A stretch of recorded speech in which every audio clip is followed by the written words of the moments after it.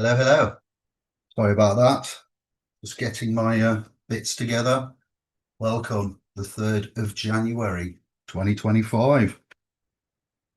It's not really the new year. That comes in April, but here we are. I've got SR003, 10-year summary, language, spells, and life. I'm recording this now in advance of our show later tonight, about, I think I said 9 o'clock. I did intend on reading this out and then getting the admins to come in afterwards, Kevin, Bert, Gangsters, and then we would discuss the content. But it's too much. It's a lot. You've got to get comfy. Got to get a drink, get everything settled, turn off your distractions, pen, paper. A special 10-year recap. I was listening to a radio station, one of the nation's #1 stations, top stations, very popular stations. It was Christmas time. It was evening, maybe Boxing Day, around that time. Radio just came on as I entered the Iron Horse, the pleasure craft, and caring is sharing. And if you love me, you'll share me came on the radio, the song. Auto tune, American style hip hop, soul, rhythm and blues, not even music. I wouldn't even insult those genres and categories by saying that this song is this track, this artist is offensive to myself and to many of you. Whether you accept it or not, there is regulation from institutions regards language, what is acceptable, what is, as you are seeing now in this new normal, we'll call it, as they were saying in times of the pandemic. Yeah. So we're going to begin. As most of you are going through cold turkey, a little bit. What did I write here? Let's get on to script. Now that Stranger Things has come to a close, you have found out that it has all been, spoiler alert, mute me for a few seconds if you haven't seen the series finale of the Duffer Brothers show called Stranger Things. It's been a game of Dungeons and Dragons. Well done, Duffer Brothers. Now, if you don't know anything about that show, then I'm sorry, because you're going to be out the picture. It's not, presentation is not based on that show, but that's a very good point of reference for what I'm about to bring to you.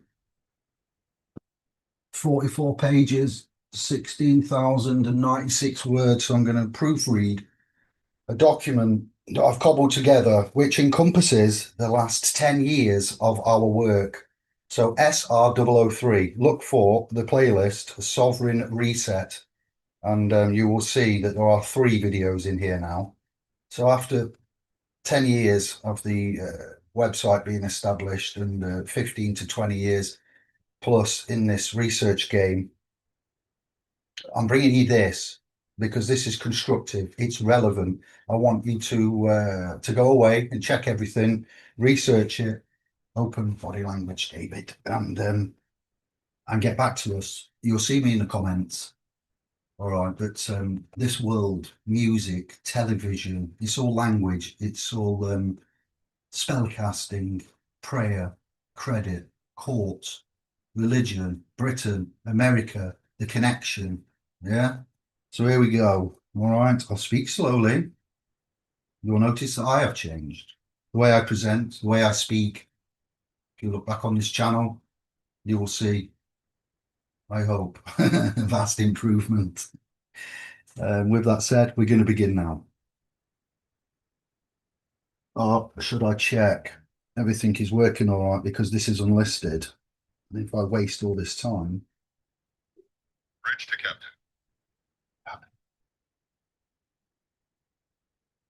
Said we're going to begin now. Beautiful.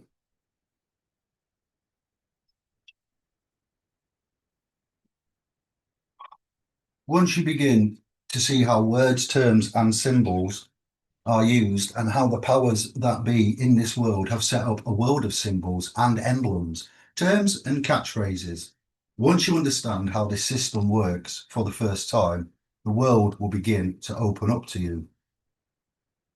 All of it's right in front of you, but if you don't understand what the words are and what the words mean, you're never going to figure out how it all works. There seemingly is a very sinister, frightening, interesting symbolism that has been imposed upon all of our countries, a lot of our countries, Western, we'll say, European, Western countries. The souls, people seemingly have no idea in the world what is going on. I will guarantee you, no matter how educated you might believe you are, I will guarantee to you that you have no idea in the world how this world actually works. There are credits to all of the peoples whose work that we've learned from, we've surmised and collated at the end of this, all right? A caveat and disclaimer, this is according to Jordan Maxwell's previous words, what I'm about to read, you know. So he has said, RIP, you need to understand that in the olden days, when we wrote checks, when you wrote a check, if you looked at the line where you were to sign, on that line you were signing on, if you got a magnifying glass, you would have found that it's not a solid line to sign your name on or to sign on. That is, it's not written, it's typewritten. It's a sentence that's been shrunk to a microscopic size. We have researched this, we did find this, but things have changed in the last 20 to odd years since this was originally brought to us. We have discovered many years ago that words and magical systems dominate the world that we live in. There is actually an interactive magical matrix at work. I've always been interested in the occult. Occult is simply a word meaning hidden, and so much of our powers in this world and the way things work are hidden. The more one looks at this subject of how the world actually works, you begin to see that there's a magical system, and there really is a magical, interactive, responsive system, aka magic. Any technology that is sufficiently advanced will appear as, yeah, Clark was that. So there is a system, an interactive electrical subatomic system dominating the world of the Western civilization for 1,000 years before the Roman Empire existed in Northern Europe. There was a magical priesthood. You may have heard of them. They're called the Druids. The Druids even exist to this day. It was a very legitimate political, social, educational, and religious institution dominating Europe for thousands of years. They were referred to as the Druids. They are seemingly from the Phoenician Canaanite system in the Middle East. The Phoenician Canaanites formed the basis for the ancient Druidic system. That's even older. In the ancient Druidic system, there were many powerful symbols and emblems. One of the most interesting symbols was a magic wand, like Merlin, you know, the magician with his magic wand. Magic wands were always made out of wood, the wood of a holly tree. It was made out of Hollywood. We are still seeing the magic of the wood of the holly tree. Just mentioned Stranger Things to you. It's not quite Hollywood, but you know, streaming platforms, international, world renowned, yeah. Hollywood, motion pictures, and television. Once you begin to see the symbols and realize that the symbols for, say, coats of arms for countries, the flags, the seals, the presidential seals, the emblems, the logo, emblems on corporations, especially the corporation emblems for, say, motion pictures and television companies. What could we use for an example? What did Jordan bring to us? Columbia Broadcasting System, CBS. What has it got for a symbol? The eye. The Colombian system goes back to the Colombian faction of the Illuminati, back into the early 1700s. Don't forget the space shuttle was one of the space shuttles, was called Columbia. You have Columbia University, Columbia Pictures, Columbia Broadcasting. Columbia is a very interesting word, and it seemingly is connected to the Jesuits. once you begin to see how words and terms and symbols are used, and of course symbols are extraordinarily important in world affairs, all of a sudden it opens up, as I said, a whole new perspective on how stuff is actually happening, what's going on, how it connects, how it works. William Henry says, if you will have heard us said this a lot as well, but William Henry was the soul that said if you put an S in front of the word it then becomes words, swords. Words are swords. They are cutting things. The pen is mightier than the sword. Humans are word responsive beings. We respond to people's words. When you begin to see how words are used, let me give you an example of the magic. Why do you have to go to court? You know, what is a court? You play a game on a court. Tennis was what Jordan referenced in the many years ago. How do you play tennis on a court? He said, you play with a racket. He asked you why. He said, because the people that developed it know it's a racket. That's why we get the term, where we get the term. Consequently, you need to understand that the words which are used by the legal system, corporate system under which we live, they're not by chance. In a court or at a court, the whole idea is to put the ball back in the other team's court. The team of attorneys will get up, they stand up and throw the ball back to the other team. Now the ball's in their court. The other team have to get up and throw the ball back, etc. The judge, the arbiter, the banker, he wears black. Why does he wear a black robe? Well, the same reason, seemingly, a Catholic priest wears black robes. The police wear black. Rabbis wear black robes. And you wear a black robe for many years as young people graduating from university. Mortarboard, square, the circle. What's this stuff with the black robe, you may ask? Let's explore it and see how it works. There, in Jordan's words, remember, I'm still on summarization of his legacy. He said there are two basic kinds of law. Under the law of magic, there are two kinds of laws that govern the earth. One is called the law of the land, L-A-N-D. We've heard that term, law of the land. Why do you use that term? Because that's where humans live. We live on the land. Man was made from the land. You read the scriptures.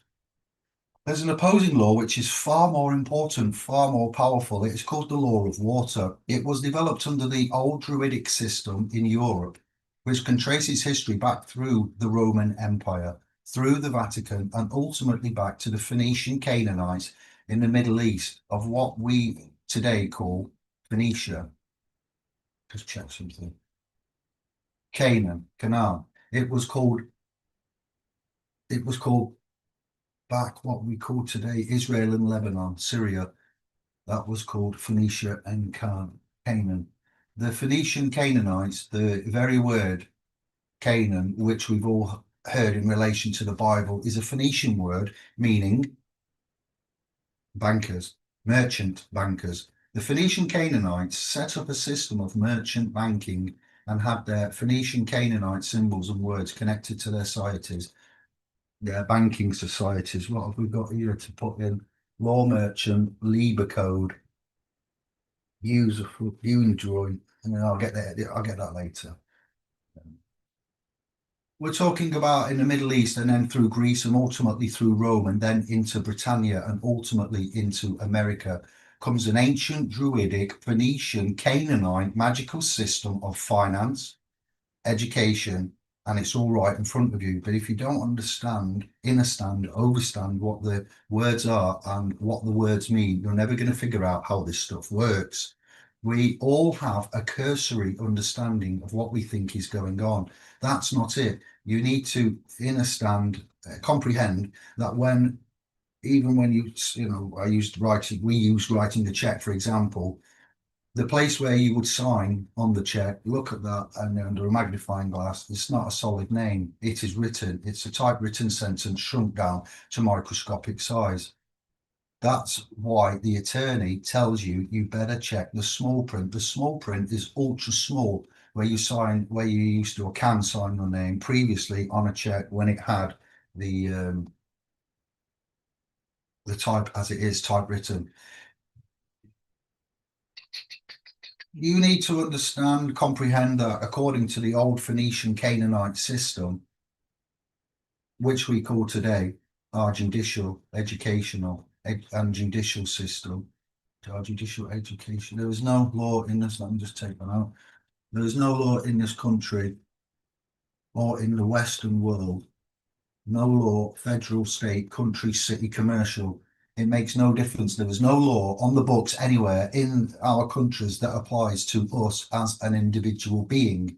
There is no law because the people who designed the system thousands of years ago realized that there can be, in fact, two of us. There's the one, the mum, born, gave birth to, actually, that God created, so to speak. Even your mother didn't know what you were going to do. Your father and your mother had no idea what you're thinking, what you will do. We don't even know. Consequently, nobody has any control over us, our flesh and blood self, yeah? But somebody seemingly has to control Satan's carnival. And so consequently, the ancient Phoenician Canaanites developed a system by which they would assign to every person a second you. Liquid.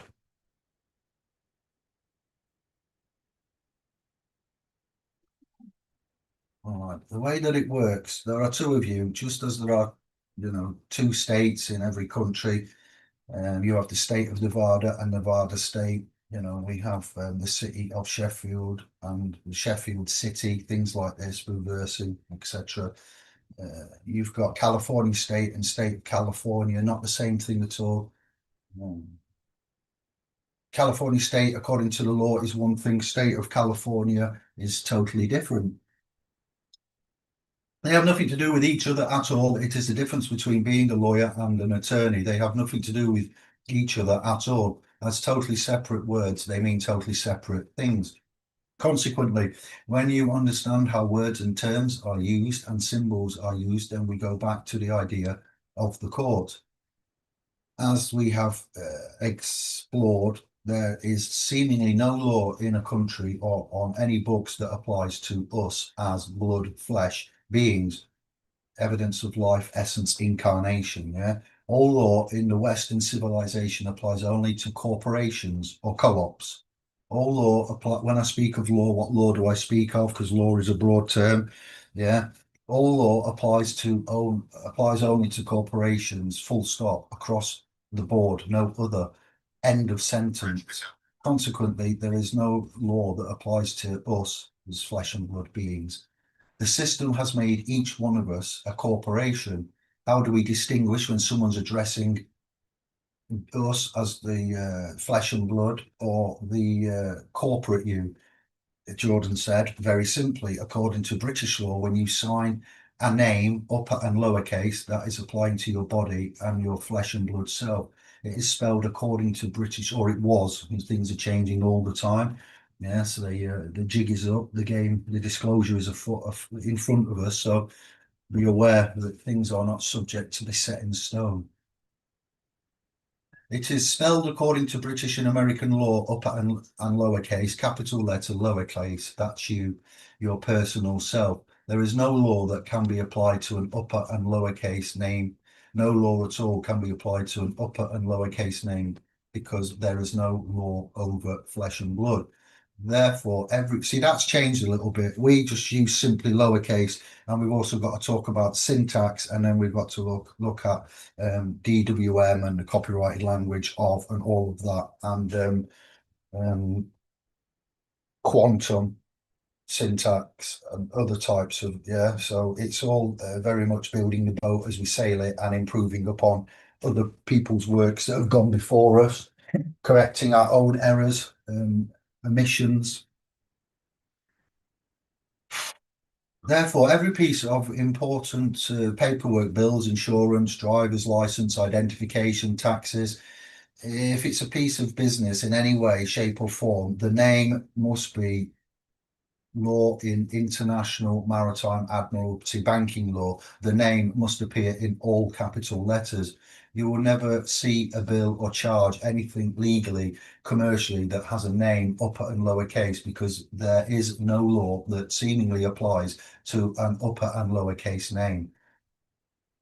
So if someone's going to send you a bill, you know, you order a pair of shoes, what are they going to do? They're going to give a ticket, you know, you're going to put it on your bill, and then they're expecting you to pay the bill, and consequently they're going to charge you. Well, that's the same thing. You know, you go into a court, they're going to read out the charges. The officer, police constable, if you're lucky, will present a ticket if you've accepted it and you've accepted the charge, speeding, contravention, etc. Therefore, you have to pay the charges. Well, once we understand that, this is from Jordan, still remember, I'm on page 5 of 44. Once you understand that in America, according to our laws, the laws in America, you cannot pay a bill.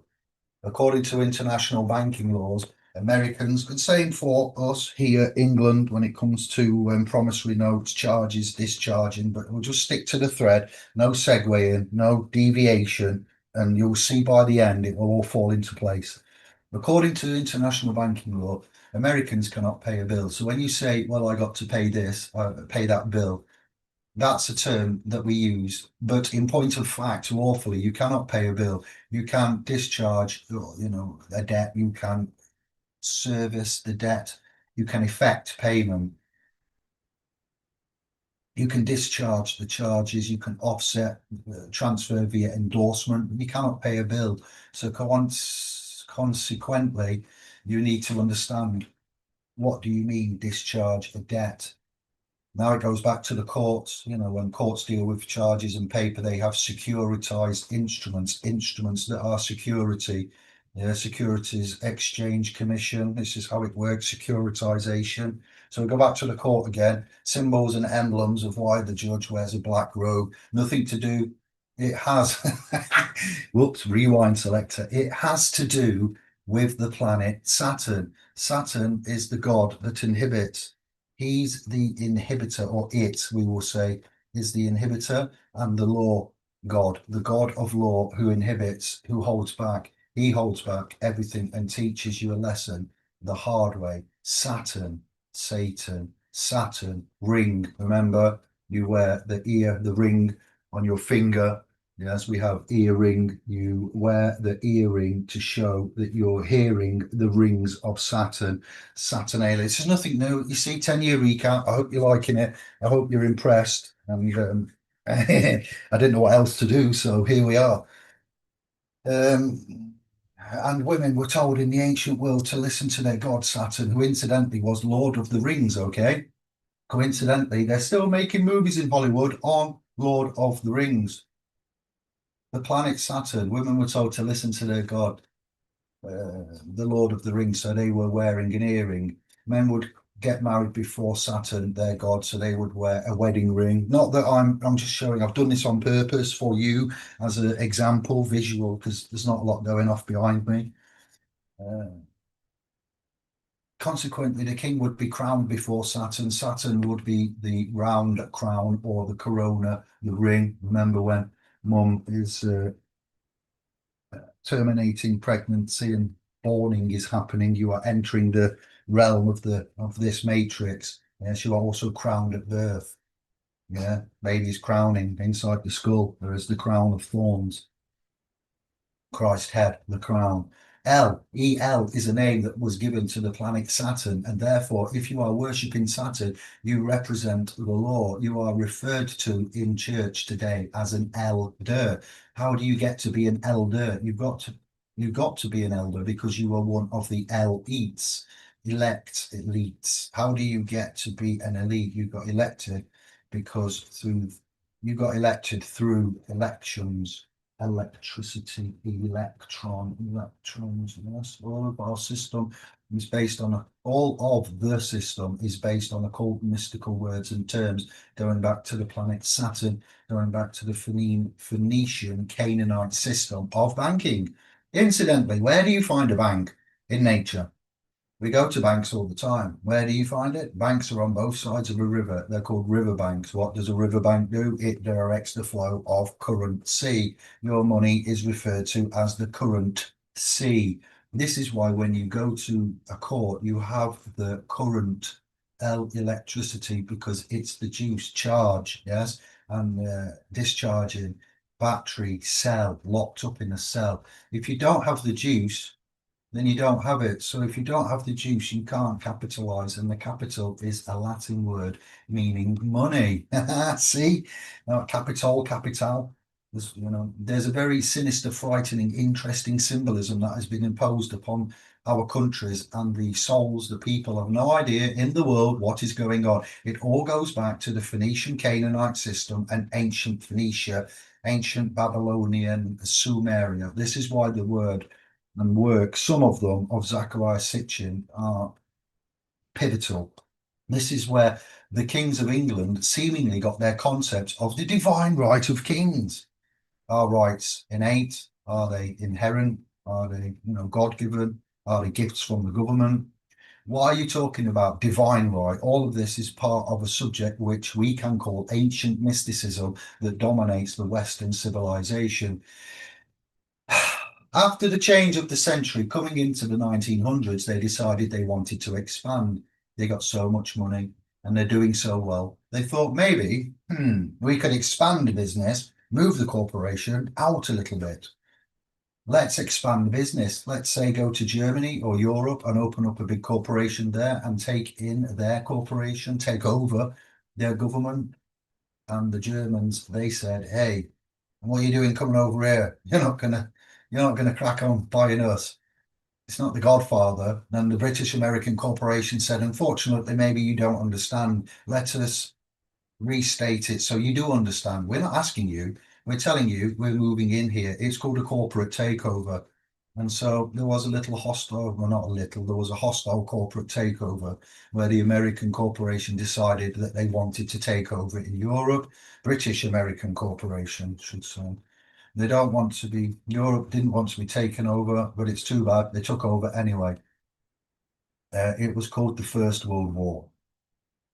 The corporation called the United States was able to overthrow the existing corporate in order in Europe, but it cost a lot of money. They had to build a lot of tanks and jeeps, pay a lot of people.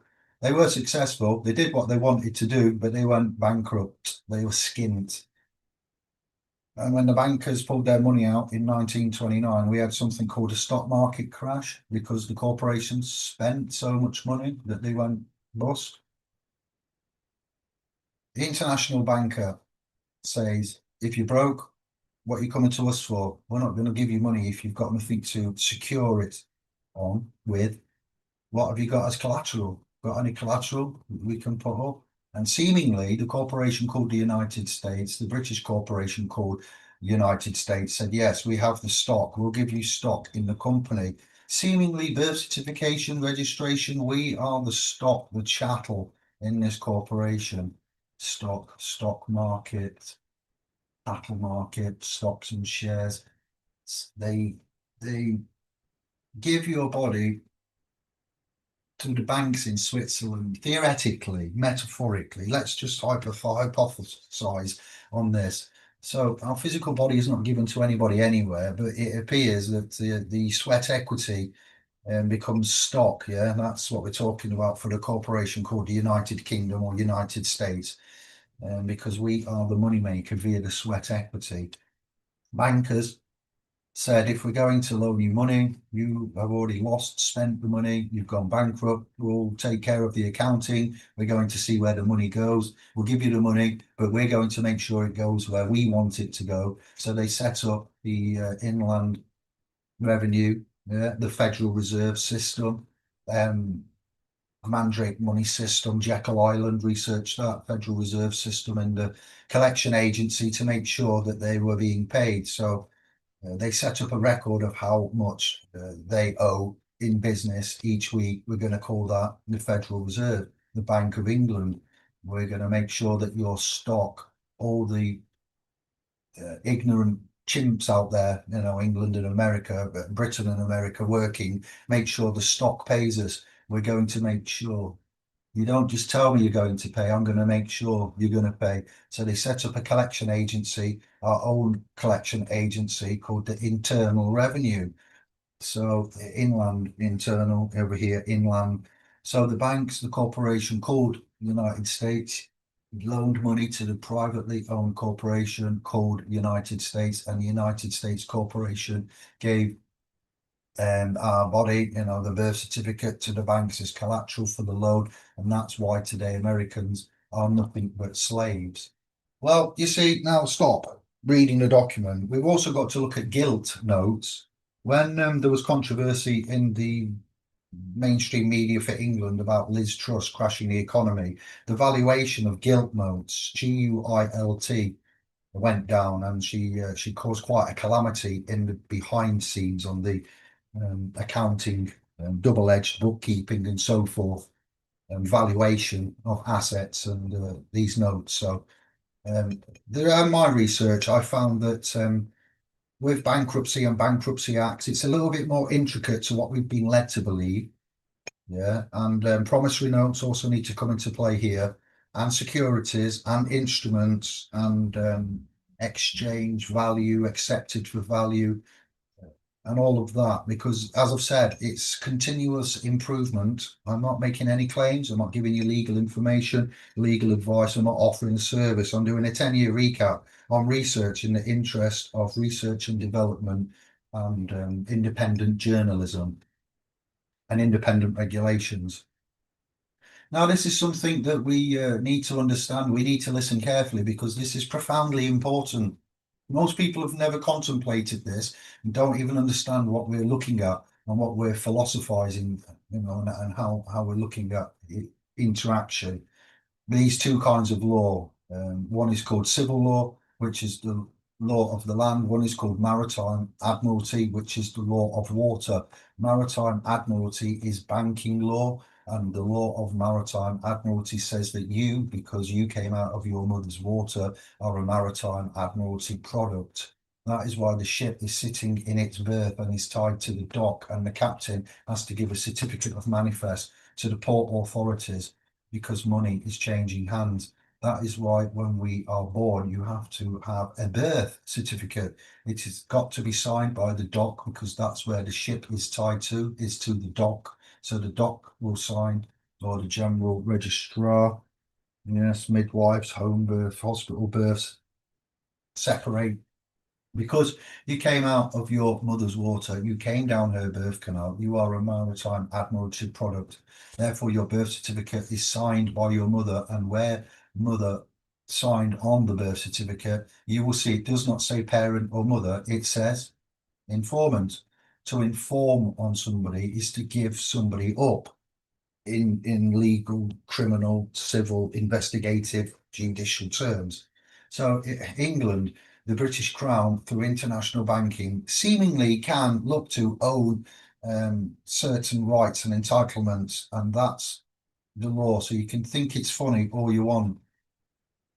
The bottom line is that you can be considered a maritime admiralty product. On the back of the social security cards, there used to be numbers in red on the front, blue and black, but on the back will be red. The numbers on the back of previous social security cards in red designated that the body is the serial number of your stock.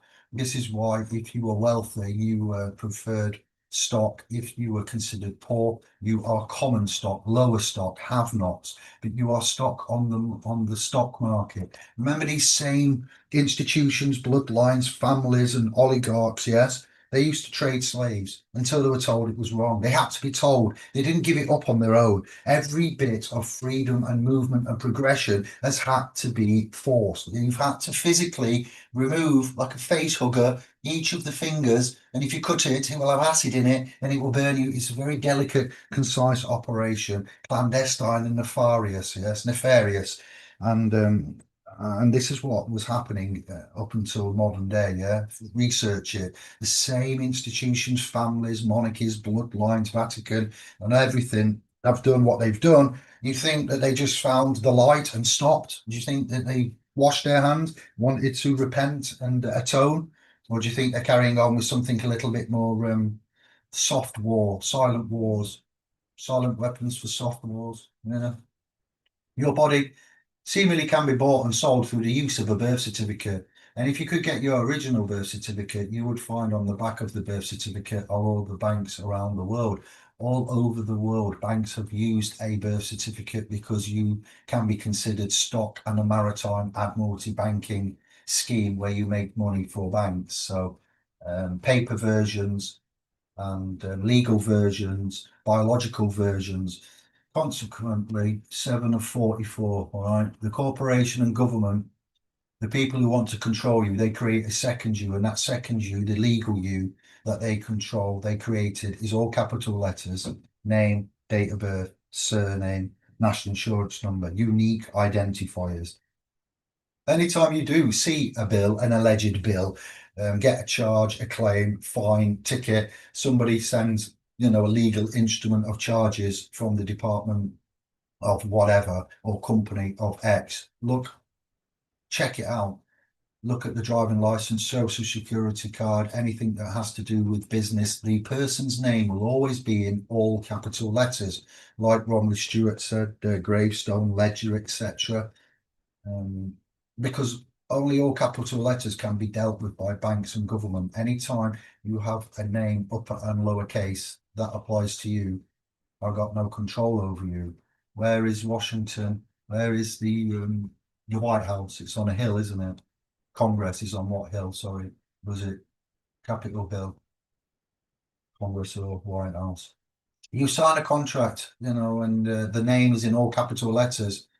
Now that name can be taken to court. Now that name can be treated as a matter of fact. The judge sits on the bench. He rules on the bench.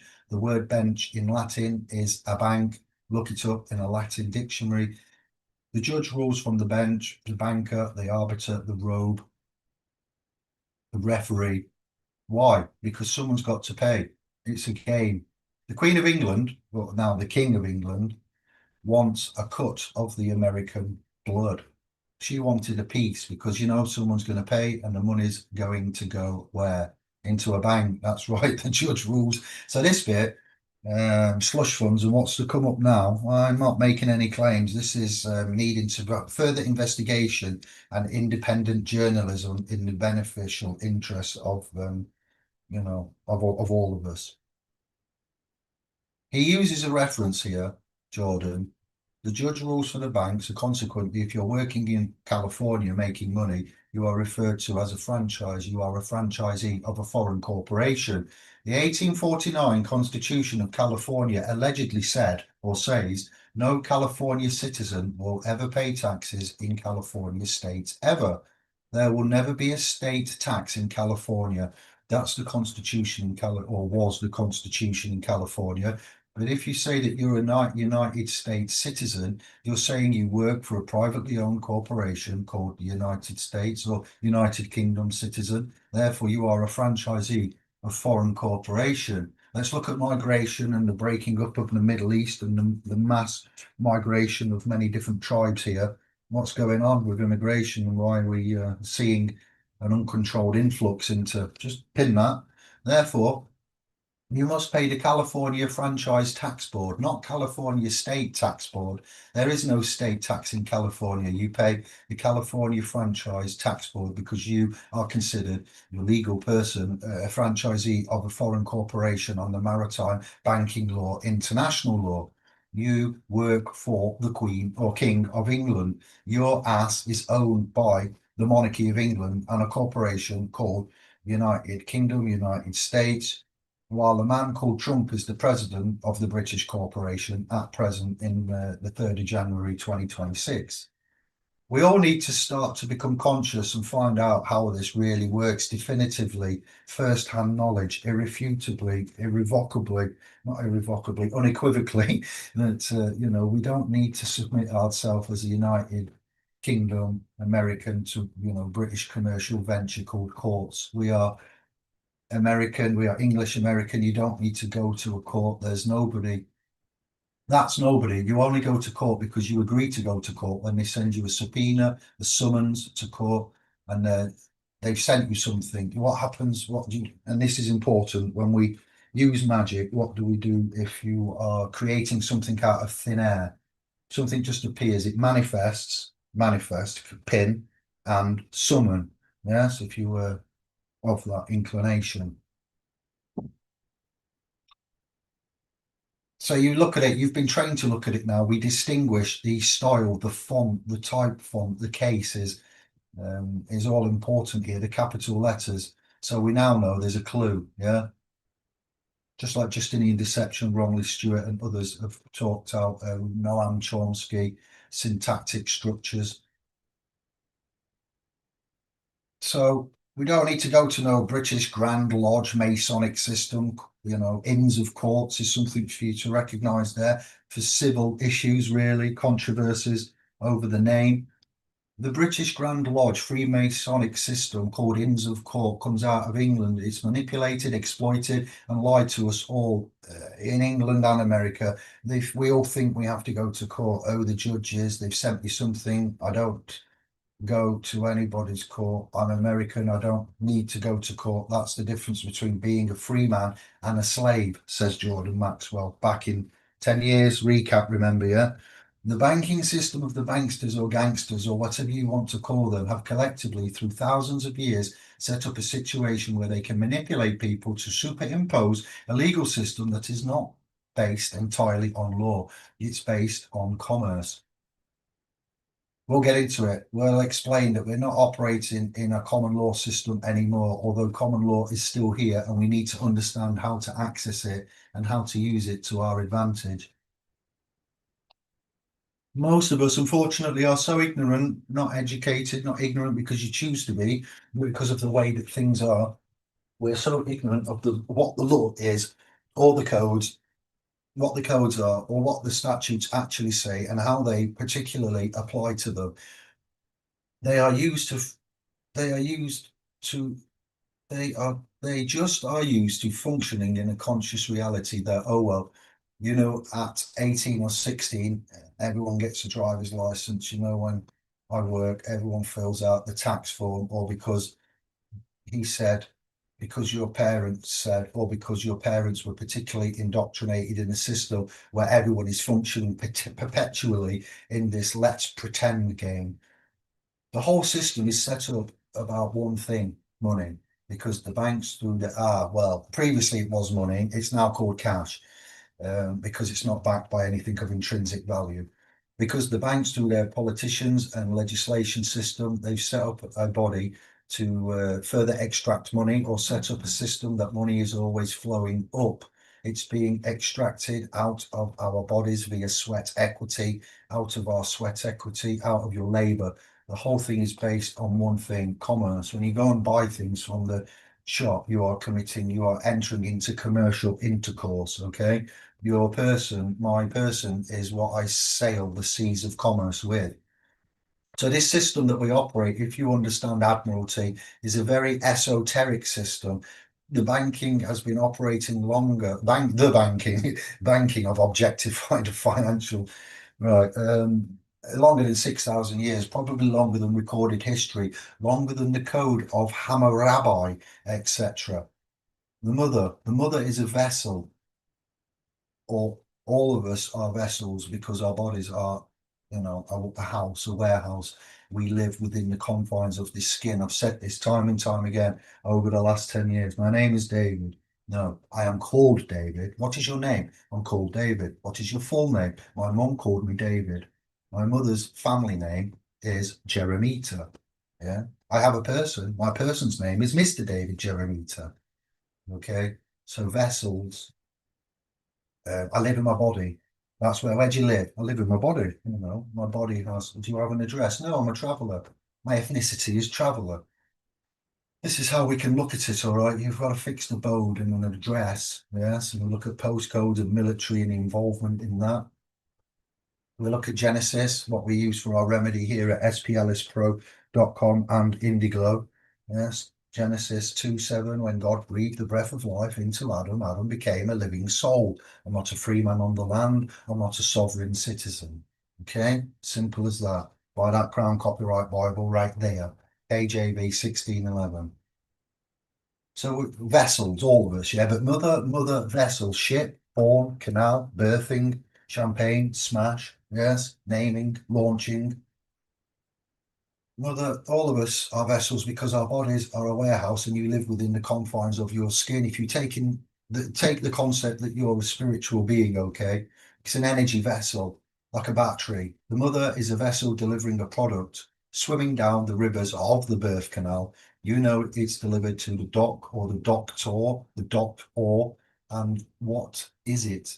It's delivered. Delivery, products are delivered, babies are delivered, products of conception, a delivery room, delivered of a human resource, human resources, HR, because that's all we're considered. That's we're talking about money. You're a human resource in the eyes of the legal, corporate, commercial, maritime, admiralty, banking, Vatican system of the Jesuits and the Druids and the Romans. Yes, this is what we're talking about. It's not the end of the world. It's not the be all and end all. These are as real as it is, IRL.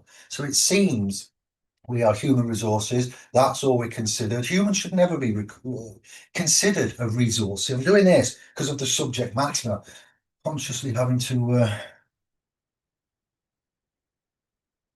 don't vape, don't smoke.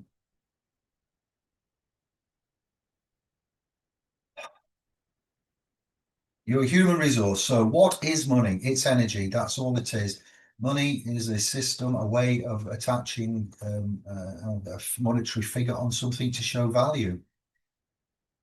The system is set up that it's the control and flow of energy from generally the bottom up, the basis of the foundation of the people, up into the hands of the banksters that further perpetuate and dictate more laws to further extract money. We'll demonstrate this in just a moment.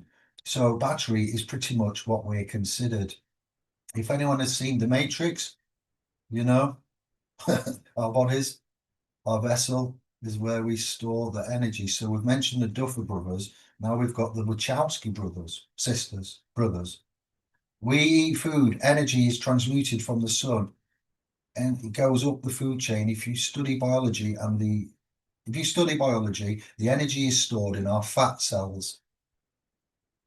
Take a look at this, a nursery in essence. If we're talking of the world of Admiralty and the ship pulling into the dock and coming into port, we're getting all this paperwork, manifests. It's all about the nursery. Nursery is an energy farm or monetary farm. It's a production house, kind of like the Matrix, you know?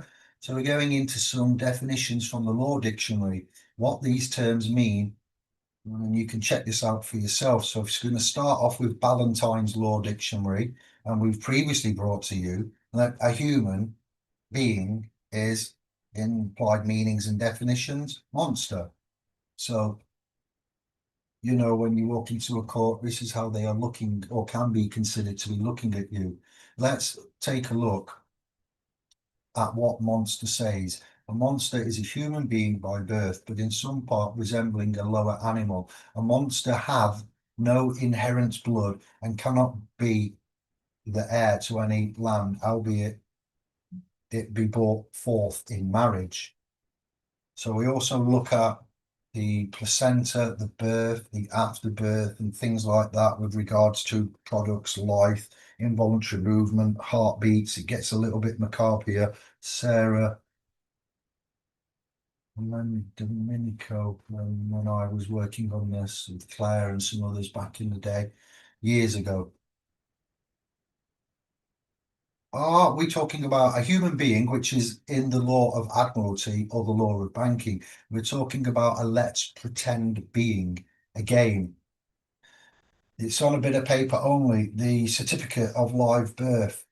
Yeah, that's and we have a birth certificate. We need to look at those two documents. Yeah, we got to look at the spiritual being. You won't find a spiritual being in a law dictionary, but you'll find the definition of a person.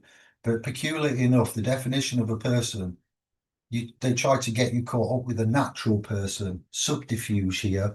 Yeah, person, natural, juridical, artificial, legal, propria persona, one's proper skin, sui juris propria persona. Um, many types, yeah. Subterfuge, watch out. But sometimes they are useful and need to be used, yes. So it's a peculiarity, it's paradoxical situation at best. So person includes a natural person, a firm, a co-partnership, a cooperation, an association, or a LLC or corporation. The entire essence of the let's pretend game, and I draw you back to my previous video, it might be SR002. You need to watch that as well, please. The entire essence of the let's pretend game is to get us to be one of these things, a corporation functioning in a state of fascism in a limited liability world, a let's pretend game where no one takes responsibility for their actions. If we get into the construct of what the physical world versus the legal world is, you have the world of land, which they try to superimpose this matrix body over the world of admiralty in the Constitution, which is predicated upon common law. We deal in the world of gold and silver. What happened to that? You know, now we're dealing with the Bank of England or Federal Reserve notes, which a note by definition is evidence of a debt. Notes, IOU. Have you heard of national debt, income tax? Why does it go? It doesn't pay for the streets. It goes to the national debt with the Federal Reserve. Federal Reserve came into Act 1913, and that's a whole story in itself. What we brought you, the Bank of England, the Battle of Waterloo, Rothschilds.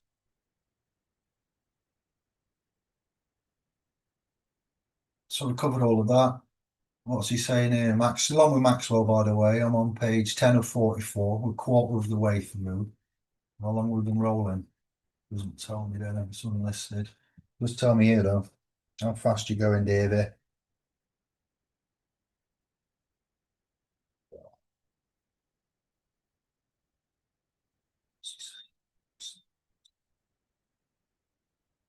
$48 an hour, 52.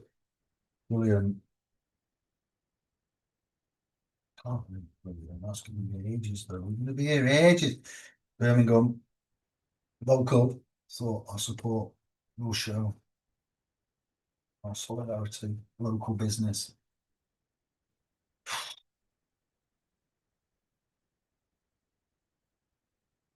We'll look at the IRS. We'll skip that bit out. I'll give this link to this publication once it's finalised. It will be listed in our literature library and our resource vault, and we'll put it into our groups as well.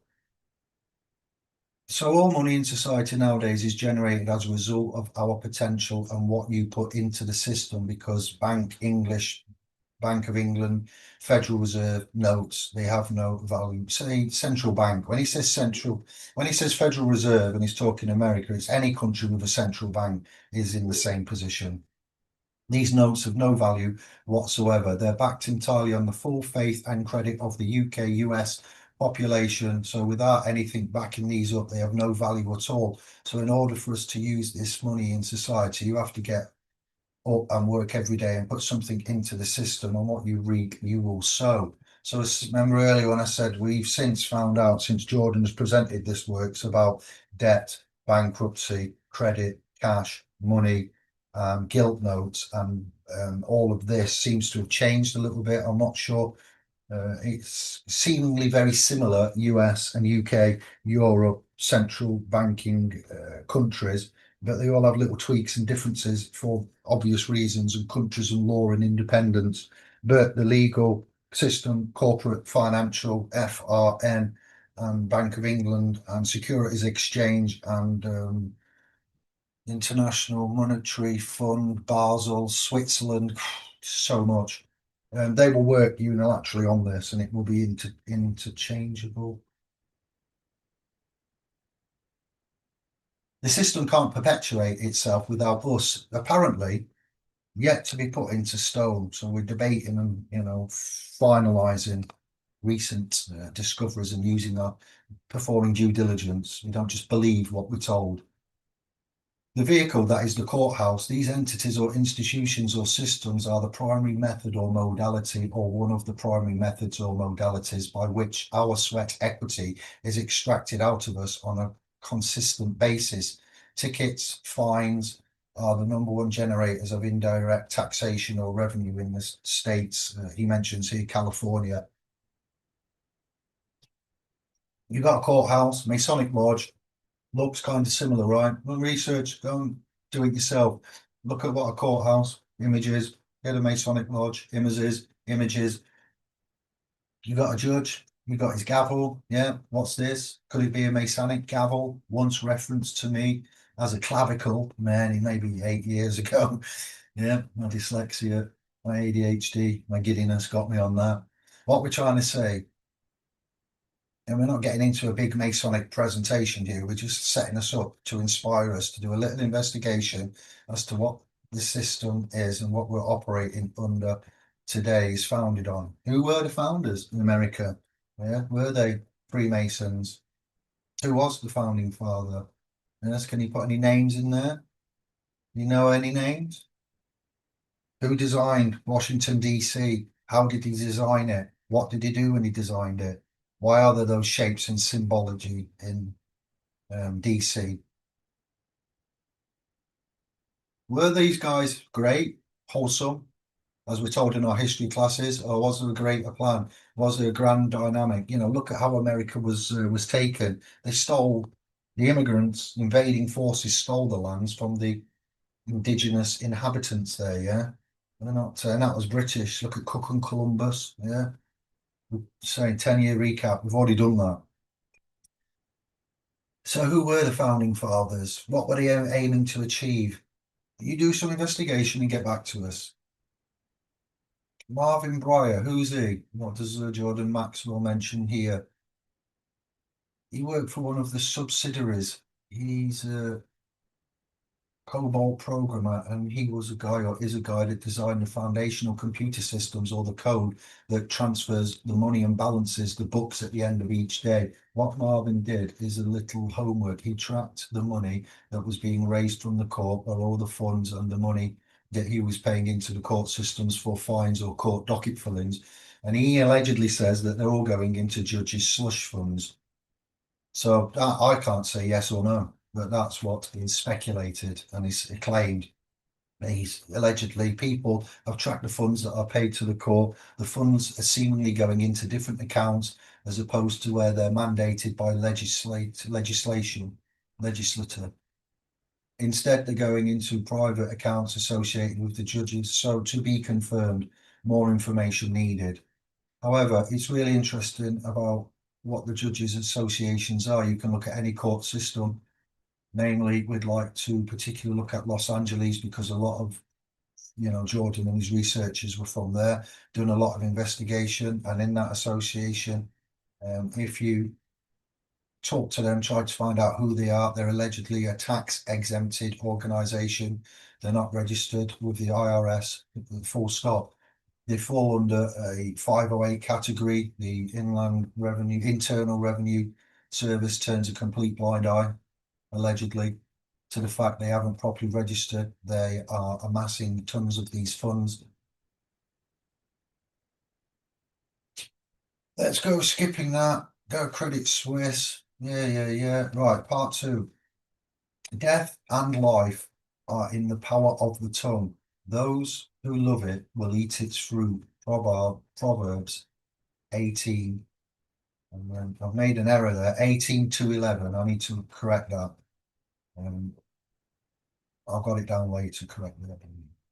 So that was Jordan, all right, and that's 10 years worth of, and like I've said, no legal advice, not able to confirm unless I've said and told you and, given you the source, the reference, and the evidence and the first-hand knowledge for that.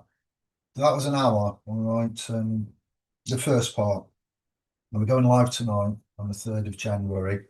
So look, if you're not see the live stream today, this evening, then you'll go back and look for it and then watch that. We're going to have a little chat, a discussion.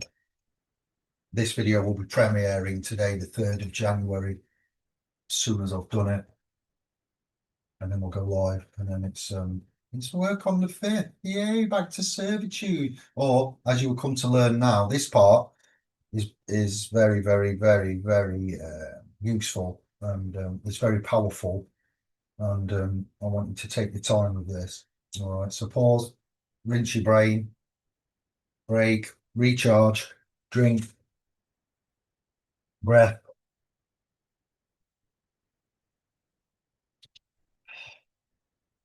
We're creatures of habit and creatures of chemicals. That's all I can say. Caffeine, nicotine, sugar, death and life in the power of the tongue. Those who love it will eat its fruits. So our words have a very dark secret. Secret? We can prove that we're being controlled. We'll prove they're controlling your reality. They, who are they? The hierarchy enslaving you. What if we told you that every word you've ever spoken was a spell? And what if the people who designed language knew this from the very beginning? There's a reason they call it spelling. It's called that because you're literally casting spells every time you arrange letters into words. And here's what nobody told us. The words we were taught to use. They were specifically chosen to keep us trapped in a mental prison you can't even see. It's not a mistake. Mental slavery, is that a song there by Bob? And before you dismiss this as conspiracy theory, let's look at all of it. Look at the word grammar. Let's look at where does that come from? Grimoire?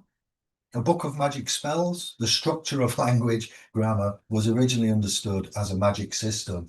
Then there's what we pointed out to you before, the mouse, keyboard, cursor, flashing on the screen, cursive writing. It's called cursive because it creates curses.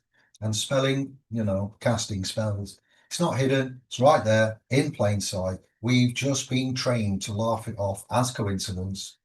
Here's where it gets disturbing. In 1946, something vanished from English American schools. Not prayer, not paddling, etymology. The study of where words come from and what they actually fucking mean. And the moment they removed it and, we had a debased language, we lost the ability to see the trap. Sorry for swearing then, I just realised I let out an F-bomb. A exclamation. Because when we understand what words really mean at their root, you will start to notice that almost every word we use was designed to program us into accepting limitations you would never agree to. Let's have a look at it. There's a reason they stopped teaching etymology in 1946.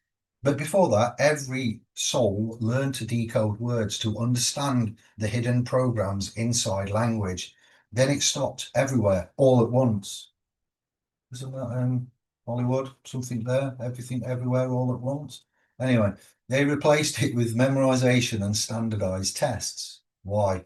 Because if you knew that understand literally means to stand under, to submit. This is going back 15 years and day dot when we brought this out. John Harris. You might stop saying I understand in every agreement. If you knew government breaks down to govern, meaning control, and meant, meaning mind, you might start questioning authority differently. They gave us a corrupted, debased vocabulary and told us words don't matter. But words are spells and they've been casting them over you your entire life.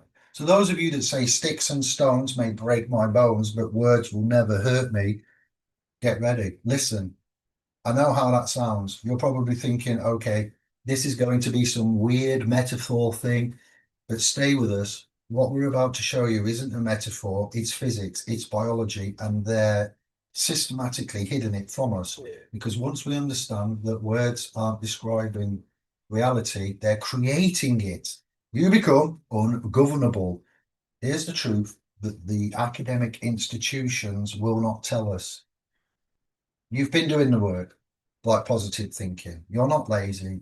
You're definitely not missing some secret ingredient. But here's what's happening.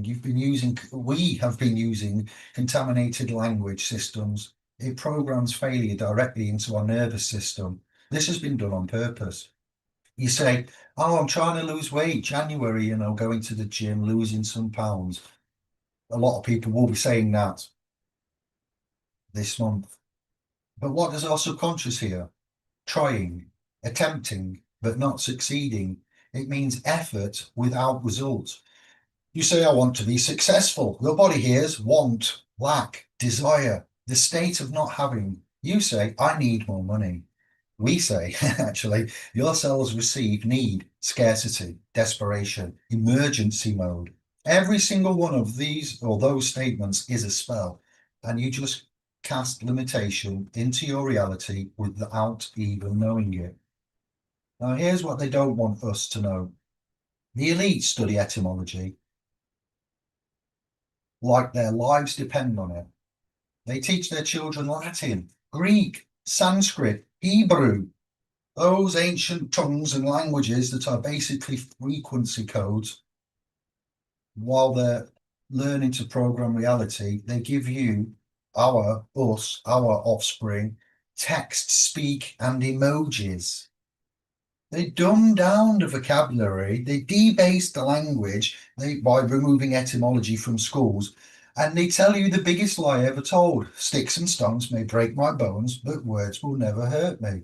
That's not protection. That's programming us to dismiss the most powerful force in our reality. Words aren't neutral. I need you to understand this. For 10 years, till we are blue in the boat race, we've been telling, and here we are again. Yeah, this is a productive use of our time, of all of our times. They're not just communication tools, they're technology, frequency technology. Every word you speak creates an electromagnetic signature. Now, who have we brought to you? Who have I, this channel, Indigo, and SPO's brought to you years ago? Dr. Masaru Emoto. What does his work, Messages from Water, and his 40 years, of discovery tell us? Firstly, this is not Masaru, but we live on the planet. Planet's 70, 80% water, and it's called Earth. Our bodies, yeah, they're 70, 80% water, and they're called bodies. But actually, a body of water, all right, but anyway, Emoto, bless him, RIP, exposed water to different words, written words, spoken words, even thoughts directed at water. Then he froze the water, photographed the crystals under a microscope. Water exposed to love and gratitude, form perfect, beautiful, symmetrical crystals, absolute geometric perfection. Water exposed to hate and you make me sick, chaos, broken, distorted, ugly formations. Here's where it gets a little crazy. We are 70% water. Every cell, every organ, every system, mostly water. And you speak. What is it? Like 16,000 words a day on average. Every single word is creating either coherence or chaos inside your body, our bodies. When we say, I'm so stupid, your cells hear that. When we say, I'm skint, I'm tired, I'm broke, I'm stressed, I'm overwhelmed, every water molecule in your body is reshaping around that frequency. The problem is nobody told us that our thoughts, the problem is nobody told us that thoughts create,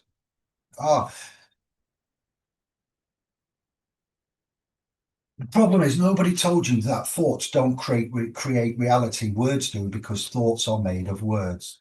You can't think without language, and if your language is corrupted, your thoughts are corrupted, which means your reality is corrupted. It's that simple. That is, quote my man Josh, as real as it is. And get this, spelling and casting spells aren't coincidence. Grammar comes from grimoire, a book of spells. Cursive comes from, correct, curse. It's all hiding in plain sight, and we laugh it off because we've been trained to dismiss it as coincidence, as normal.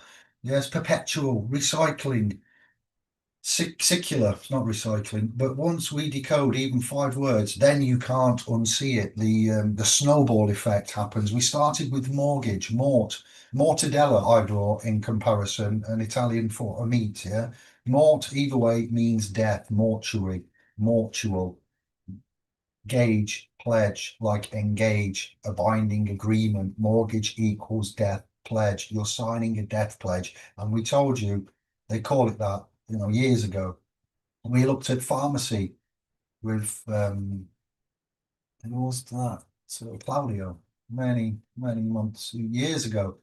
Good Lord. Pharmacy, pharmakia, sorcery, witchcraft, Greek, government equals govern, control, plus ment, Latin, by the way, mind, govern, ment, mind, control. They're telling you exactly what they're doing, and you're agreeing because nobody taught you to read the code. So here's what changes once you understand this. Here's the important part. Here's the science. Once you get that language is literally reality programming technology, you gain complete linguistic sovereignty. You stop speaking unconsciously. You stop signing invisible contracts. You stop casting limitation spells over your own life. You reclaim the creative power they've deliberately hidden from us. This isn't about positive thinking. Positive thinking is surface level. It's like putting on a plaster on a bullet wound. All right. This is about understanding that we are a frequency generator. We're broadcasting electromagnetic signatures every second, and language is how I can tune that frequency. Some people manifest easily. Listen, it's not because they're more spiritual or more blessed or they've been on a course and paid £5,000 or dollars. They just understand that every sentence is a contract with the universe, and the universe always says yes. You're about to learn what the elect, as I've written here, elite, they know. You're about to inner and over and understand why certain people seem to bend reality while others stay stuck in the same patterns year after year, and you're never going to speak the same way again. Once you know words are spells, every conversation becomes a conscious ritual, and you are the spellcaster. Let's go back to 1946. Before that year, every soul in school learned etymology, not as some optional elective you could skip, but as protection. So it's all very much as we say it and improving. Hang on. Let's get modern. Let's go back to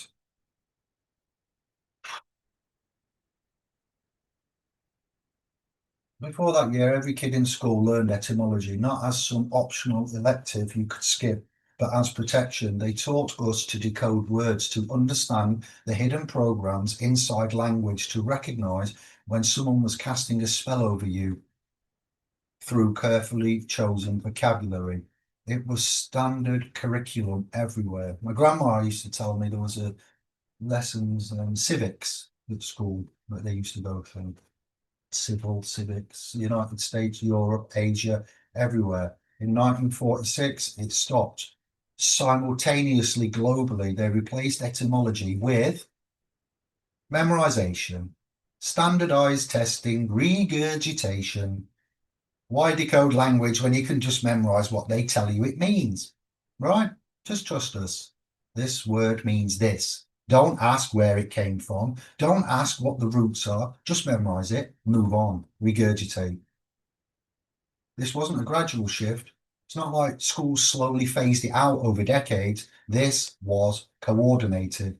After the Second World War, after they saw what propaganda could do, how language could move entire nations, how words could convince people to do unspeakable things, they systematically removed linguistic literacy from education.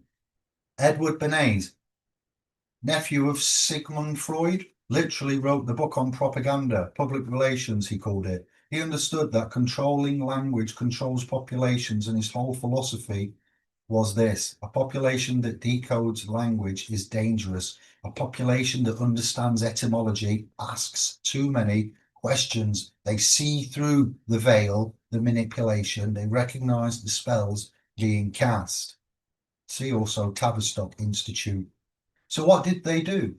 They gave us a dumbed down vocabulary, a debased language. They told us words are just sounds we assign meanings to, random, arbitrary. Oh, we just decided this collection of sounds means this thing, but that's a lie. We can prove that. Fact. I, David, son of Jeremita, governor of SPLSpro.com. have brought this to you. We, our team, our admins, our collective have brought this to you. Every root carries random, but that's a lie. Every word carries frequency. Every root carries programming. And when you don't know what you're saying, you can't control what you're creating. Think about how many contracts you've signed in your life without understanding the etymology of the terms. How many agreements you've made using words you've never decoded. You've been consenting to things you didn't understand because they removed our ability to read the fine print hidden in plain sight. I mean, like when you've signed your mortgage papers, do you know what you're signing? Did you never mind the death pledge part of that? Did you understand it? The conveyancing of that with that instrument. When you go to the pharmacy, do you know you're visiting a place of whose name literally means sorcery? When you say understand, I understand in a legal agreement. Do you know you're saying I position myself beneath your authority?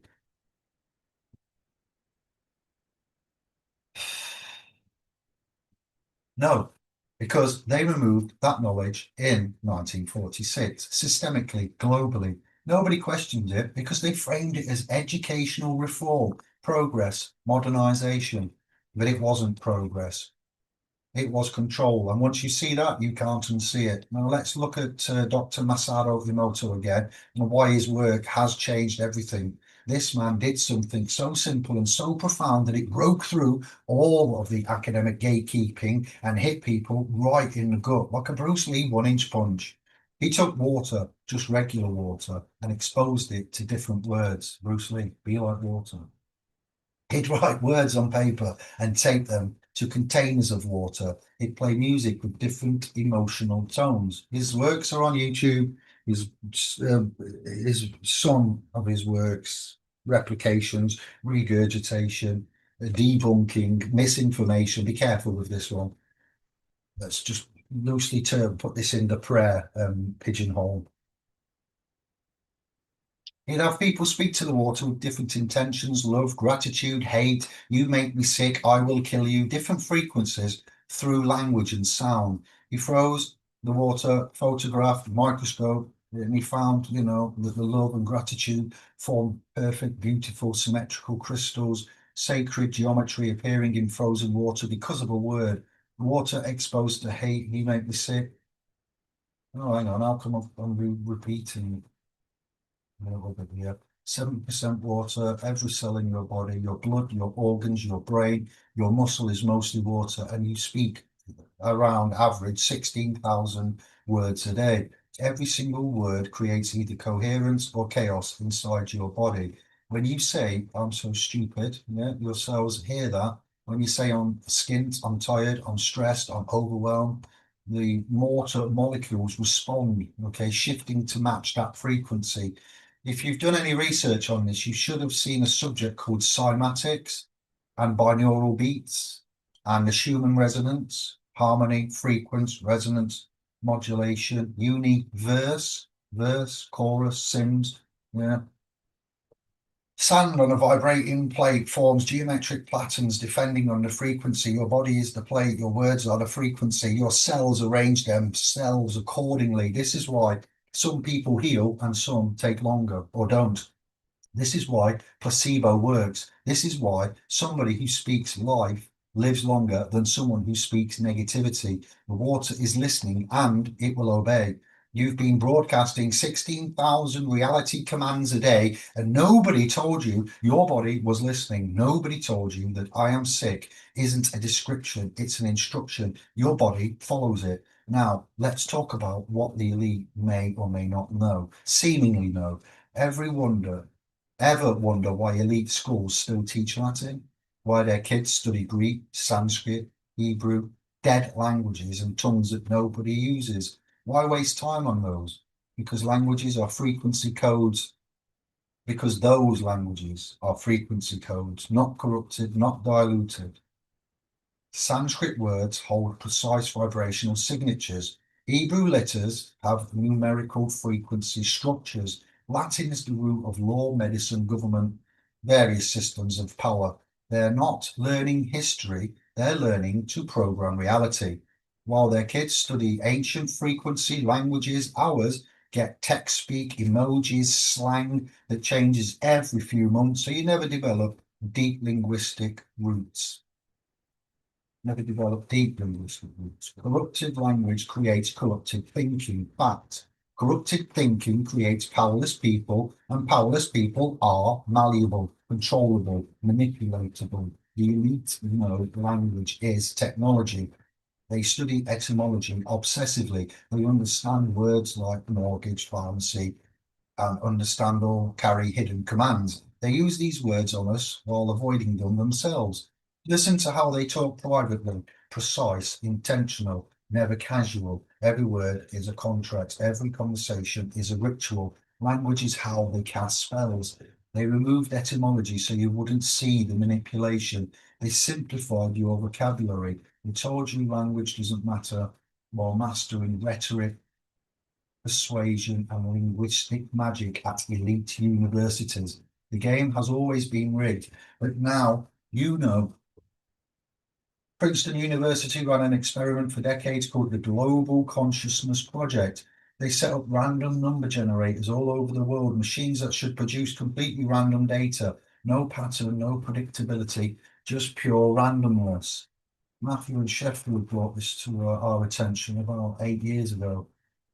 Then they measured what happened during the major global event, September 11th, massive natural disasters, Princess Diana's funeral, the moment Obama was elected, moments when millions of people focused their consciousness on the same thing at the same time, feeling the same emotions, thinking similar thoughts.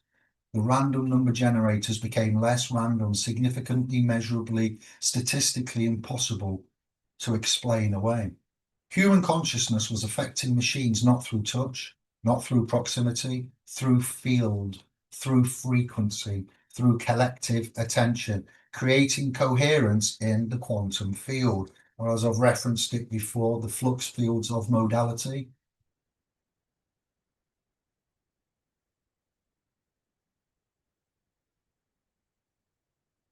Get a random number generator and try a little test. Focus your intention. Say something like, this device now responds to my consciousness. I'm collapsing the randomness into pattern. Keep that state. Like when you're about to catch something, someone throws at you. See what happens. Go and check the patterns. Interact with the fields. Why do we call it spelling? Why not wording? Why not lettering? Think about it. When you're in school, they call it spelling test. You have to spell words correctly. Why? Why is that the term?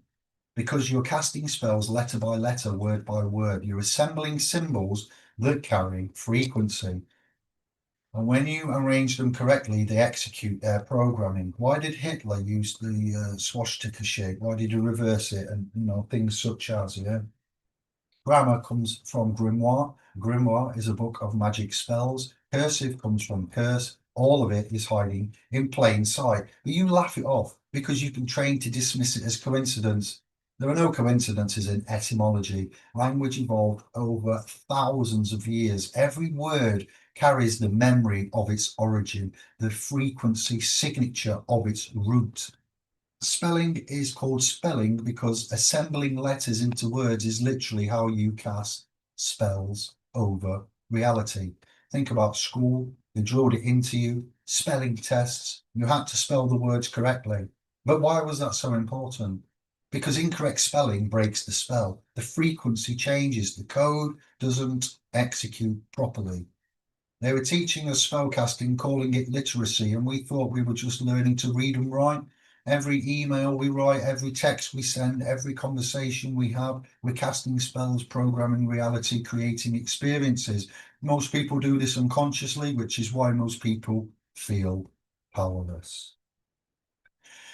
They're broadcasting random frequency all day long, contradicting themselves, creating chaos, and then wondering why their life feels out of control. But once you see that language is literally magic disguised as communication, everything changes. You become intentional. You become sovereign. You become the consciousness creator they never wanted you to be. Now, let me break down the words you've been using without knowing and what you're actually saying. This is where it gets a little bit interesting, because once you're shown 5 or 6 of these, you're going to start seeing it everywhere. We've covered mortgage, death pledge, government. Yeah. Let's break it down. Govern means to control, steer, to direct, like a governor on an engine. That's why I term myself governor, the governor of an engine. Gov, but it's spelled G-U-V rather than G-O-V. Ment means mind. Government equals mind control. It's not conspiracy, it's etymology. They govern our minds through media, education, language, and call them our government. And you call them your government, thinking it's about representation and democracy. Maybe it started that way, but the word tells you what it actually does. Understand, you say it all the time. I understand what you're saying. I understand the agreement. But when we look at the roots, under is below in a position of submission. Stand equals to take a position. Understand equals to stand beneath, to submit. Every time you say, I understand, you're literally saying, I submit to your authority. Let's try saying, I comprehend instead. Comprehend means to grasp. Pharmacy, you go there when you're sick, you trust them. Pharmacy comes from the Greek pharmakia, sorcery, witchcraft, the use of drugs and potions for the magical purposes.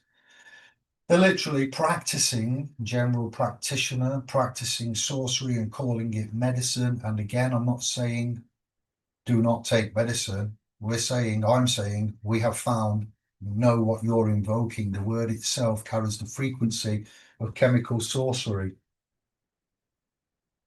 Human, this one's beautiful. Q equals light, color. Man equals mind. Human equals light, mind. Remember the various different dictionaries and the institutions and legal, English, fiscal, medical, implied meanings and definitions. Valentines we've mentioned already. Blacks, yeah, Bouvier's, there's loads, all right, and context. So you can say, oh yeah, but this means it, but just slow it down, stop, and make notes and let it all simmer, settle. So, light being, you're a being of light and consciousness, not an accident, not a meat robot, a light being having a physical experience. Where did robot, Polish robot? That was interesting. Getting to that as well while we're here. They don't want us knowing this. Person, per equals through. Sun equals sound. Per, son equals sound moving through form. We've mentioned this lots. Mask, purse, persona, Latin. We are vibratory. We are frequency. Every person is a unique frequency signature broadcasting through matter. This is quantum physics. This is string theory. This is ancient wisdom. And they hit it in the word we use every day. You're not a solid thing. You're sound moving through form. You're frequency wearing meat. And once you get this, you understand why your words matter so much, because you're already sound. You're already frequency. In just about every culture around the world, how was the world formed? Formed with sound, yes? Your words are just you consciously directing that frequency. Every one of these words is a revelation, and you've been using them your whole life without knowing that what you were saying. It's not an accident. That's intentional obscurity. They don't want us to know what we are or what we're doing, because once we know, we can't be controlled. Once we decode the spells, you can't be programmed anymore. Now, let's talk about the Bible, because whether you're religious or not, we need to understand what it's telling us about language. The Bible isn't just a religious text, it's a frequency manual, and it tells us flat out words create reality. In the beginning was the Word, and the Word was with God, and the Word was God. John 1:1. Not in the beginning was the thought, not the feeling, not the intention, the word. Creation happens through spoken language. God spoke and light appeared. God said, and it was so. That's not a metaphor, that's mechanics, that's the operating system of reality. Life and death are in the power of the tongue. Proverbs 18:21. Aha, remember at the beginning? I'll edit that. Copy. Not kind of influenced by the tongue, not partially affected by what you say. Life and death. Your tongue, your words are the determining factor between creating life or creating death in your experience. You are either speaking life over yourself, your family, your finances, your health, or you're speaking death every day, every conversation. There's no neutral. Do not crucify yourselves daily. Exodus 3:14. This is huge. Moses, what does he do? He asks God, who is he? Who are you? What's your name? And who should I say sent me? God doesn't say Steve, John, Dave, Kevin, Anders, Albert. Doesn't give some mystical ancient name. God says, I am that I am. The most powerful name in the Bible, the name of God is I am.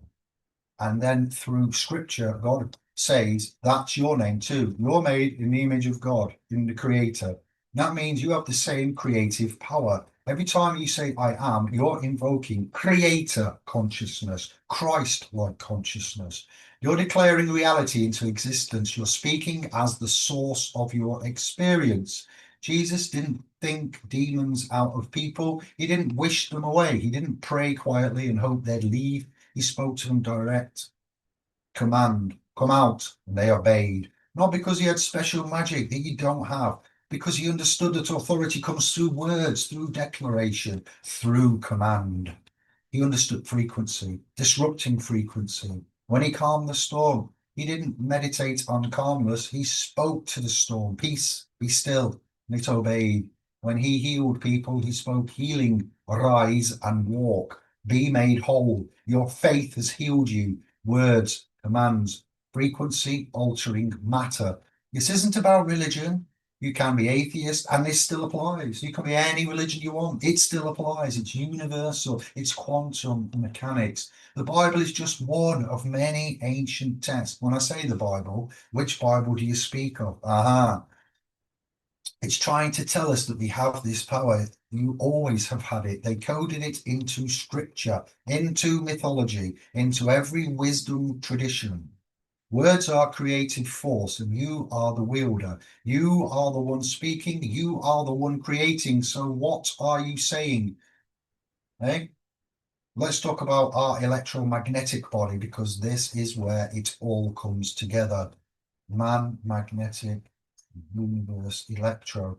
You think you're solid, you feel solid, you look in the mirror, you see a physical body, but that's an illusion. We're 99.999% empty space. The atoms that make up our body are mostly electromagnetic fields. We are frequency wearing meat. Page 24 of 44. Just over halfway.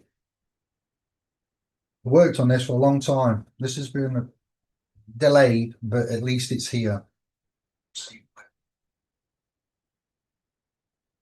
Another check time, 1:31. Frequency. The Heart Math Institute proves something incredible. Our heart generates an electromagnetic field that extends 15 feet around in all directions. The field carries information, emotion, intention, frequency, and it affects everything and everyone nearby. You've felt this. You know when you walk into a room and someone's angry, you feel it before they say a word. You know when someone's in love, they radiate it, or when they're pregnant, perhaps. That's not psychic ability, that's electromagnetic field detection. You're reading frequency. Water crystals respond to words because water is a crystalline structure. It holds frequency. Dr. Emoto proved that cymatics shows that sound creates form.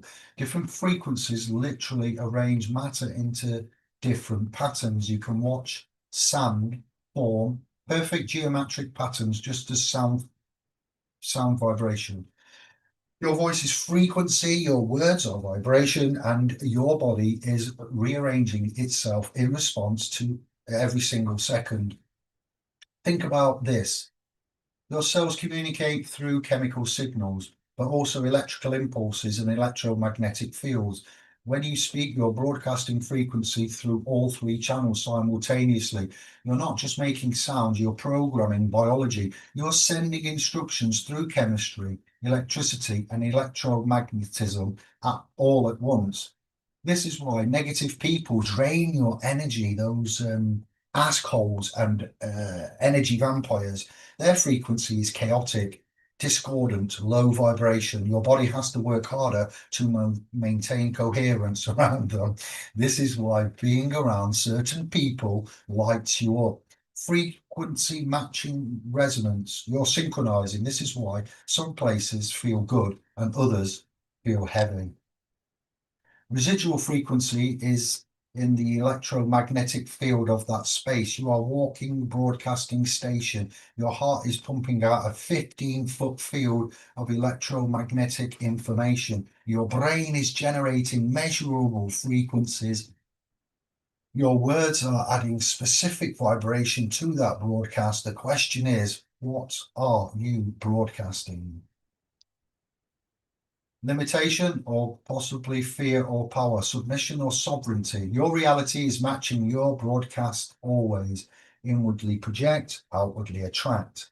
So now let's talk about how they control you with this knowledge, because they know everything I'm telling you. They've known it for centuries. They've weaponized it against us every single day. Media doesn't report news. It casts mass spells through broadcasting. Think about it. Every headline is a frequency broadcast. Every phase repeated across channels is a ritual reputation. It's how you program consciousness. They're not informing you, they're programming you, and they know exactly what they're doing. Let's go for stay safe. You hear that everywhere now. It sounds caring, yeah? Sounds like they're looking out for you, but let's decode that frequency. Stay equals remain, do not move, don't change, don't grow. Safe equals protected from danger, which implies danger is everywhere, which triggers fear, which creates contraction. Stay safe is a submission command. It programs fear of the world, dependence on authority, and small living. Stay small, stay controlled, stay afraid. That's what your subconscious hears every time. The new normal. Remember earlier when I mentioned that? We're segueing and looping back round to that now. From around 2020, it was repeated around about 10,000 times across every media outlet. But why? Why that specific phrase? Because repetition programs reality. They're telling you this is normal now. Accept it. Adapt. Don't question. Don't resist. This is just how things are now. Your mind hears that phrase enough times and becomes your operating system. You stop fighting, you comply, you adjust, mission accepted. Edward Bernays, nephew of Sigmund Freud, literally wrote the book on propaganda in 1928. Public relations, he called it, because propaganda sounded too negative a word after the First World War. But it's the same thing. He understood that controlling language controls populations. He understood that you don't need physical force when you can program minds through repetition, emotional manipulation, and carefully chosen words. His whole philosophy was this: give people the illusion of choice while controlling the language that shapes their thinking. Let them think they're free, while you're actually directing their thoughts, their beliefs, their behaviors through linguistic programming. He helped sell political candidates like products, same techniques, control the language, control the people. They know language is frequency, they know repetition programs consciousness, and that is true, yes? They know fear-based words trigger survival responses that shut down critical thinking. Cast yourselves back to when you've had a notice and you've opened it and you see capital letters, red, the colour, the style, the font, the glosser. Yeah, they know fear-based words trigger survival responses that shut down critical thinking. Courtroom, shouting, prosecution, judge, etc. Why? Hearing, sentence. Yeah, sentence, hearing, shouting, deaf, endent, defendant, defendant, deaf. news, social media, entertainment. It's all programming, frequency manipulation, all spell casting at a massive scale. Here's the key. Here's what they don't want you knowing. You can't be programmed if you're aware. Once you recognize the spell being cast, it will lose its power over you. You start noticing, oh, they're using that phrase to trigger fear. They're repeating this to program acceptance. They're framing this to shut down questions, and the spell breaks. You become immune. You stay or become sovereign. You become ungovernable. In that respect, you are governable in others, but in this, yeah, spiritually, sovereignty, independent. Now let's talk about the I am secret, because this is the most powerful thing I can teach you. When brought to us The Secret many years ago, Jim Carrey, how he got into acting and his subsequent red carpet revelations and interviews. It was just for one. I am are the two most powerful words in any language, not just English, any. Why? Because I am is the name of God. The tetragrammaton, YHWH in Hebrew, I am that am.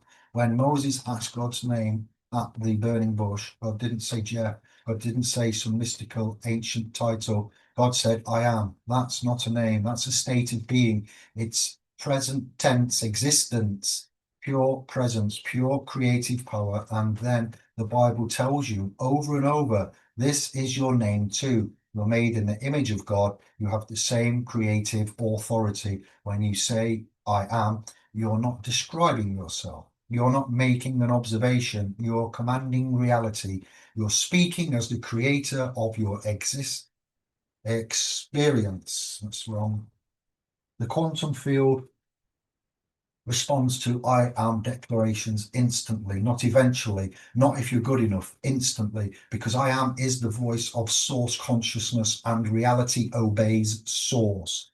Here's what most people mess up completely. Here's where most people mess this up completely. They say, I am trying to be confident. Wrong. Trying cancels creative power. Trying means attempting but not succeeding. It's failure language, victim language. Then they say, I am working on being healthy. Wrong. Working on means not there yet. Future language. The quantum field only responds to now. In there is only the now. They say, I wish I was, or I want to be, or someday I'll be. All wrong, all failure codes, all spells of lack. Now, when you hear me say, I am and now, and only the now and the I am, does it, are pennies dropping? Are things falling into place? Are you completing the Tetris game of linguistics and etymology and spiritualism? I hope so. I am is present tense, absolute declarative, not hope, not intention, command. I am abundant, not I want abundance, not I'm trying to create abundance. I am abundant right now. As I speak, present tense. Total certainty, I am healthy. Not I'm trying to get healthy, not I'm working on being healthy. I am healthy, no question, no doubt. I am sovereign, not I'm working on confidence, not I wish I was more confident. I am sovereign. Full stop, no negotiation. Whatever follows I am becomes your reality instruction to the universe, and the universe doesn't argue. It doesn't judge. It doesn't question whether you deserve it. It says yes and starts arranging circumstances, people, and opportunities to match your declaration. That is how creation is working from our the names I'm going to give you at the end with the credits and what I've mentioned already, opinion.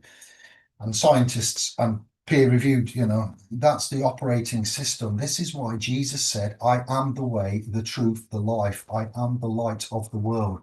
Now take this to your priest and parishioner and church and say, my mate Dave says this. Is this right? What's your interpretation? Get back to me. Put it in the comments.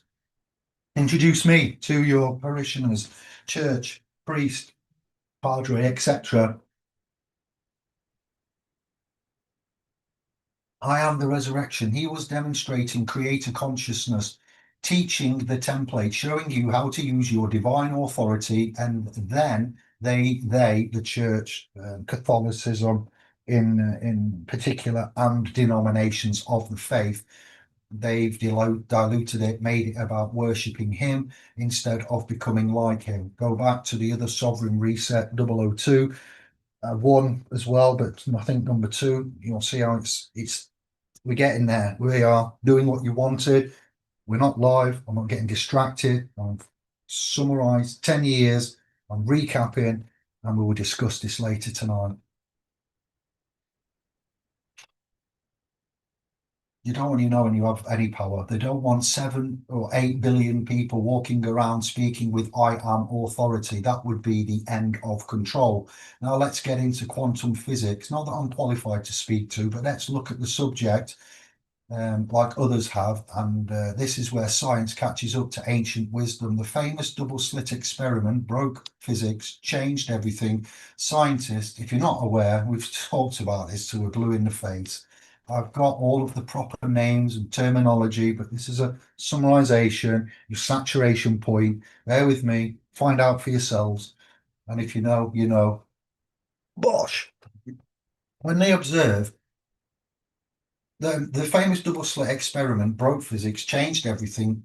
The scientists shot particles, electrons, photons at a screen with 2 slits in it. When they observed which slit the particle went through, the particles behaved like particles. They went through one slit or the other, made 2 distinct bands on the back screen. But when they didn't observe, when they just let it happen without measurement, the particles behaved like waves. They went through both slits simultaneously, created an interference pattern on the back screen, like waves in water overlapping and creating ripples.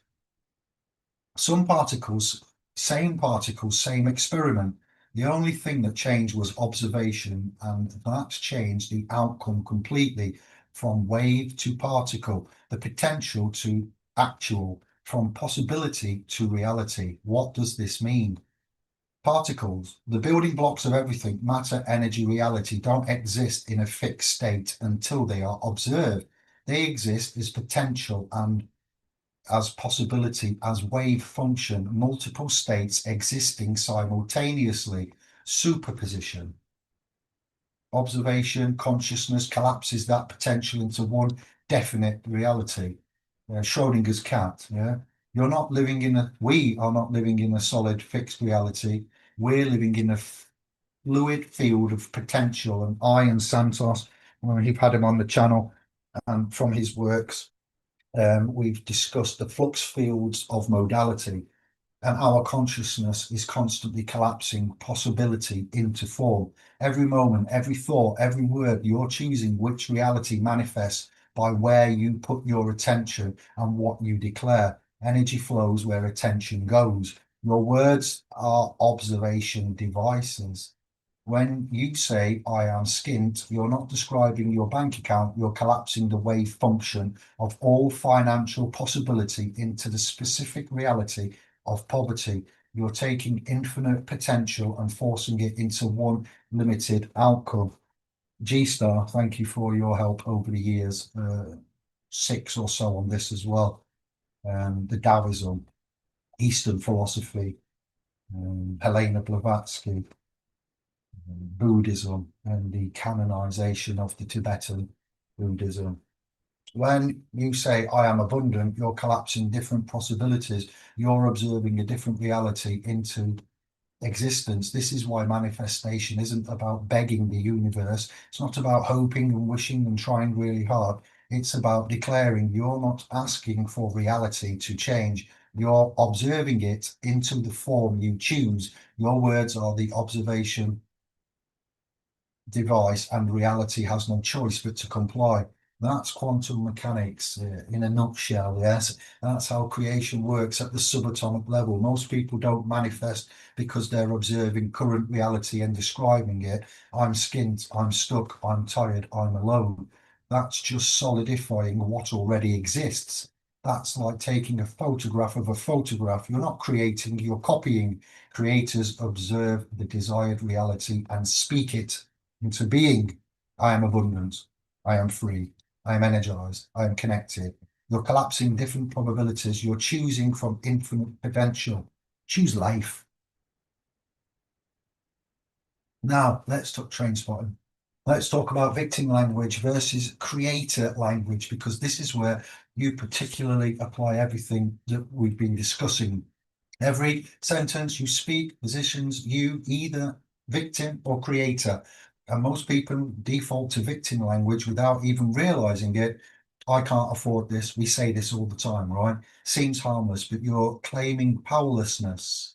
You're declaring lack. You're positioning yourself as victim of circumstances. Replace it with, I'm choosing to invest my resources elsewhere right now.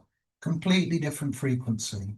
You have choice, you have agency, you're the one making decisions. Creator language.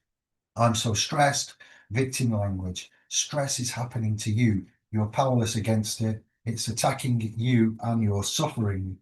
Replace with, I'm processing intense energy right now. Create a language. You're actively working with what's present. You're not helpless. You're in the process of transformation. You're handling it. I have to work. Victim language. You're trapped. No choice. You're a slave to circumstances.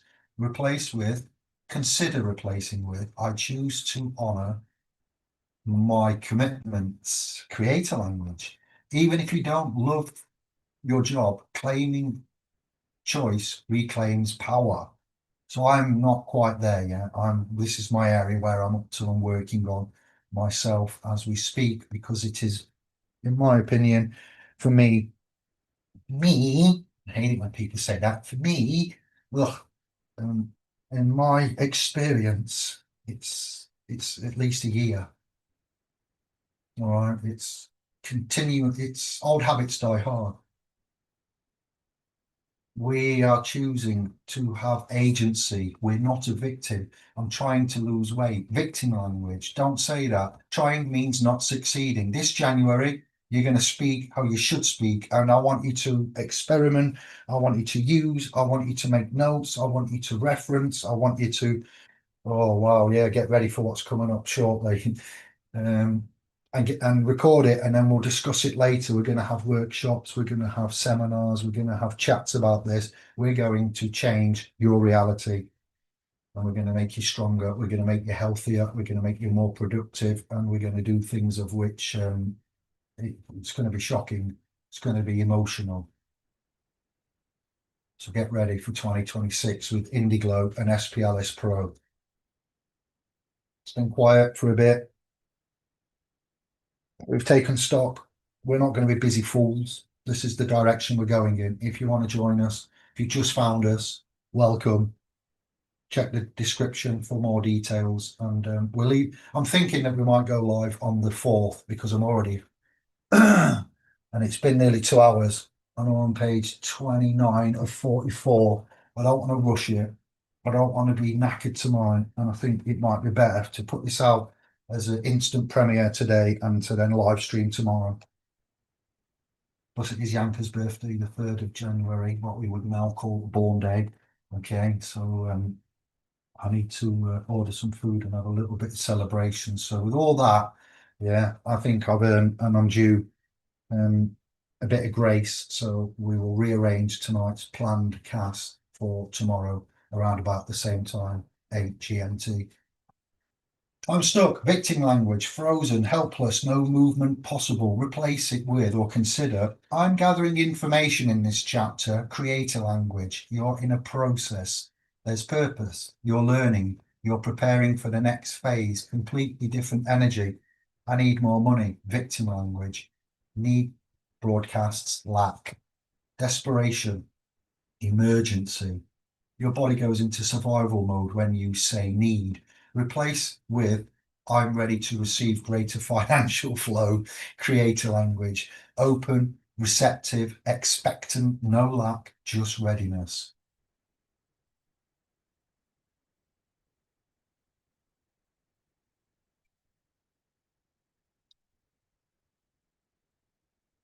I can't do this. Victim language, total powerlessness. complete defeat. Replace with, I'm discovering how to do this. Create a language. You're in the process of learning. Capability is coming. You're not stuck. You're learning. But I really want to. Victim language, but cancels everything before it. I love you, but means I don't love you. I want to succeed, but means I don't believe I can succeed. Replace with, and I'm choosing to prioritize this. Create a language, and is additive. It builds, it includes, no self-sabotage. Every single transformation shifts you from passive receiver to active creator, from being done unto doing, from powerless to sovereign. And your nervous system responds immediately. Your cells respond, your electromagnetic fields respond, your reality responds. This isn't positive thinking, all right? This isn't power of intent. This is frequency reprogramming at the cellular level. So now let's get practical. Let's give you 6 practices you can consider starting today. Not theory, not concepts, actual practices that will rewire your linguistic programming and reclaim your creative power. Also known as mindfulness and mentalism, mental mindfulness. Never let anybody with dirty shoes walk through your mind and leave muddy tracks. Defilement of the mind also. Practice 1. You ready? You writing it down? Have you got your pen? 7-day vocabulary detox. This is simple but not easy. You're going to eliminate specific words and phrases that program limitation. 1 category every 2 days. And I want you to track this. Set reminders on your telephone, computer, media device every 2 hours. Check in. Did you use any of the forbidden words? Day 1 and 2, eliminate can't and try, or cannot, can't. Every time you catch yourself saying I can't or I'm trying, stop. And if you have, rephrase. I can't afford that becomes I'm choosing to invest elsewhere. I'm trying to be healthier becomes I'm becoming healthier, or I'm choosing health. Track. Gotta make notes. How many times did you catch yourself today? No judgment, just awareness. Days 3 and 4, eliminate have to and need to. These program obligation and lack. Every have to is claiming you're trapped. Every need to is broadcasting desperation. Replace with I choose to or I'm ready to. I have to go to work becomes I choose to honor my commitments. I need to make money becomes I'm ready to receive income. Feel the difference. Your whole body shifts. Days 5 and 6, eliminate always and never. Absolute language locks you into patterns. I always fail will become I'm learning new patterns. I never have money will become I'm developing a new separate stable financial flow. I'm developing financial flow. You never listen becomes I'd like your full attention right now. You're releasing the spell of performance. You're claiming that change is possible. Day 7, eliminate but. This one's sneaky because you say it constantly. We say it constantly without noticing, but cancels everything before it. Think about it. I love you, but doesn't feel like love. I want to succeed, but I'm scared means that I don't believe I can succeed. Replace with and. I want to succeed and I'm working through fear. Both things get to be true. No cancellation and no self-sabotage. Daily crucifixion. Set a reminder every 2 hours to check in. Notice patterns. Study. Become a hobby. For January, if you're bored, depressed, unemployed, just generally a self-scholar, you have time, you've got, then do it. You know, others that haven't got so much time, make the time, fit it in and get back to us. Or to why? Where do you default to victim language? What situations trigger it? What people trigger it? Don't judge yourself, just observe. Yeah, I'm thinking work already, warehouse, office, environments, traffic officers, teachers, GPs, doctors, all the self-appointed authoritarians. Don't judge yourself, just observe, because awareness creates choice. Be the observer and the observed. And choice creates sovereignty. This 7-day detox will completely change how you move through the world. Practice 2, the I am reconstruction. Grab a notebook, make notes, and write down every I am statement you say regular. Be brutally honest. Don't write what you wish you said. Write what you actually say. I am so lazy. I am terrible with money. Give me a list. Put it in the comments, please. I will come back and I will interact and check it. We will interact live through the seminars and sessions we're going to have this year. Mental health awareness, yeah, mental health, mental wealth, etc. Don't write what you wish you said, write what you actually say. I am so lazy. I am terrible with money. I am always anxious. I am not smart enough. I am too old. I am not attractive. I am unlucky. Write them all down and look at that list. Have a look at it. Get back to me. These are your current reality commands. Every single one is a spell that you're casting over yourself multiple times a day. Those aren't descriptions. Those are instructions and commands, and your body, your energy field, your reality, they're all saying yes and arranging themselves to match in alignment. So it's time to break them. For each limitation spell, write the power declaration, not the opposite, the true of who you are. I'm so lazy becomes I am disciplined and energized. I am terrible with money becomes I am a wise steward of resources. I am always anxious becomes I am calm and centered in my power. I am not smart enough becomes I am intelligent and capable. I am too old becomes I am in my power at every age. I am not attractive becomes I am magnetic and radiant. Now, here's the key, and this is where most people quit because it feels fake at first. It feels weird. You're going to speak these in a mirror for 20 to 30 days, say 21 days, morning and night minimum. But why mirrors? Because you're activating multiple channels: auditory, you hear yourself; visual, you see yourself; kinesthetic, sorry, you feel the words in your body. Triple programming, triple effect. First week is going to feel weird, not normal.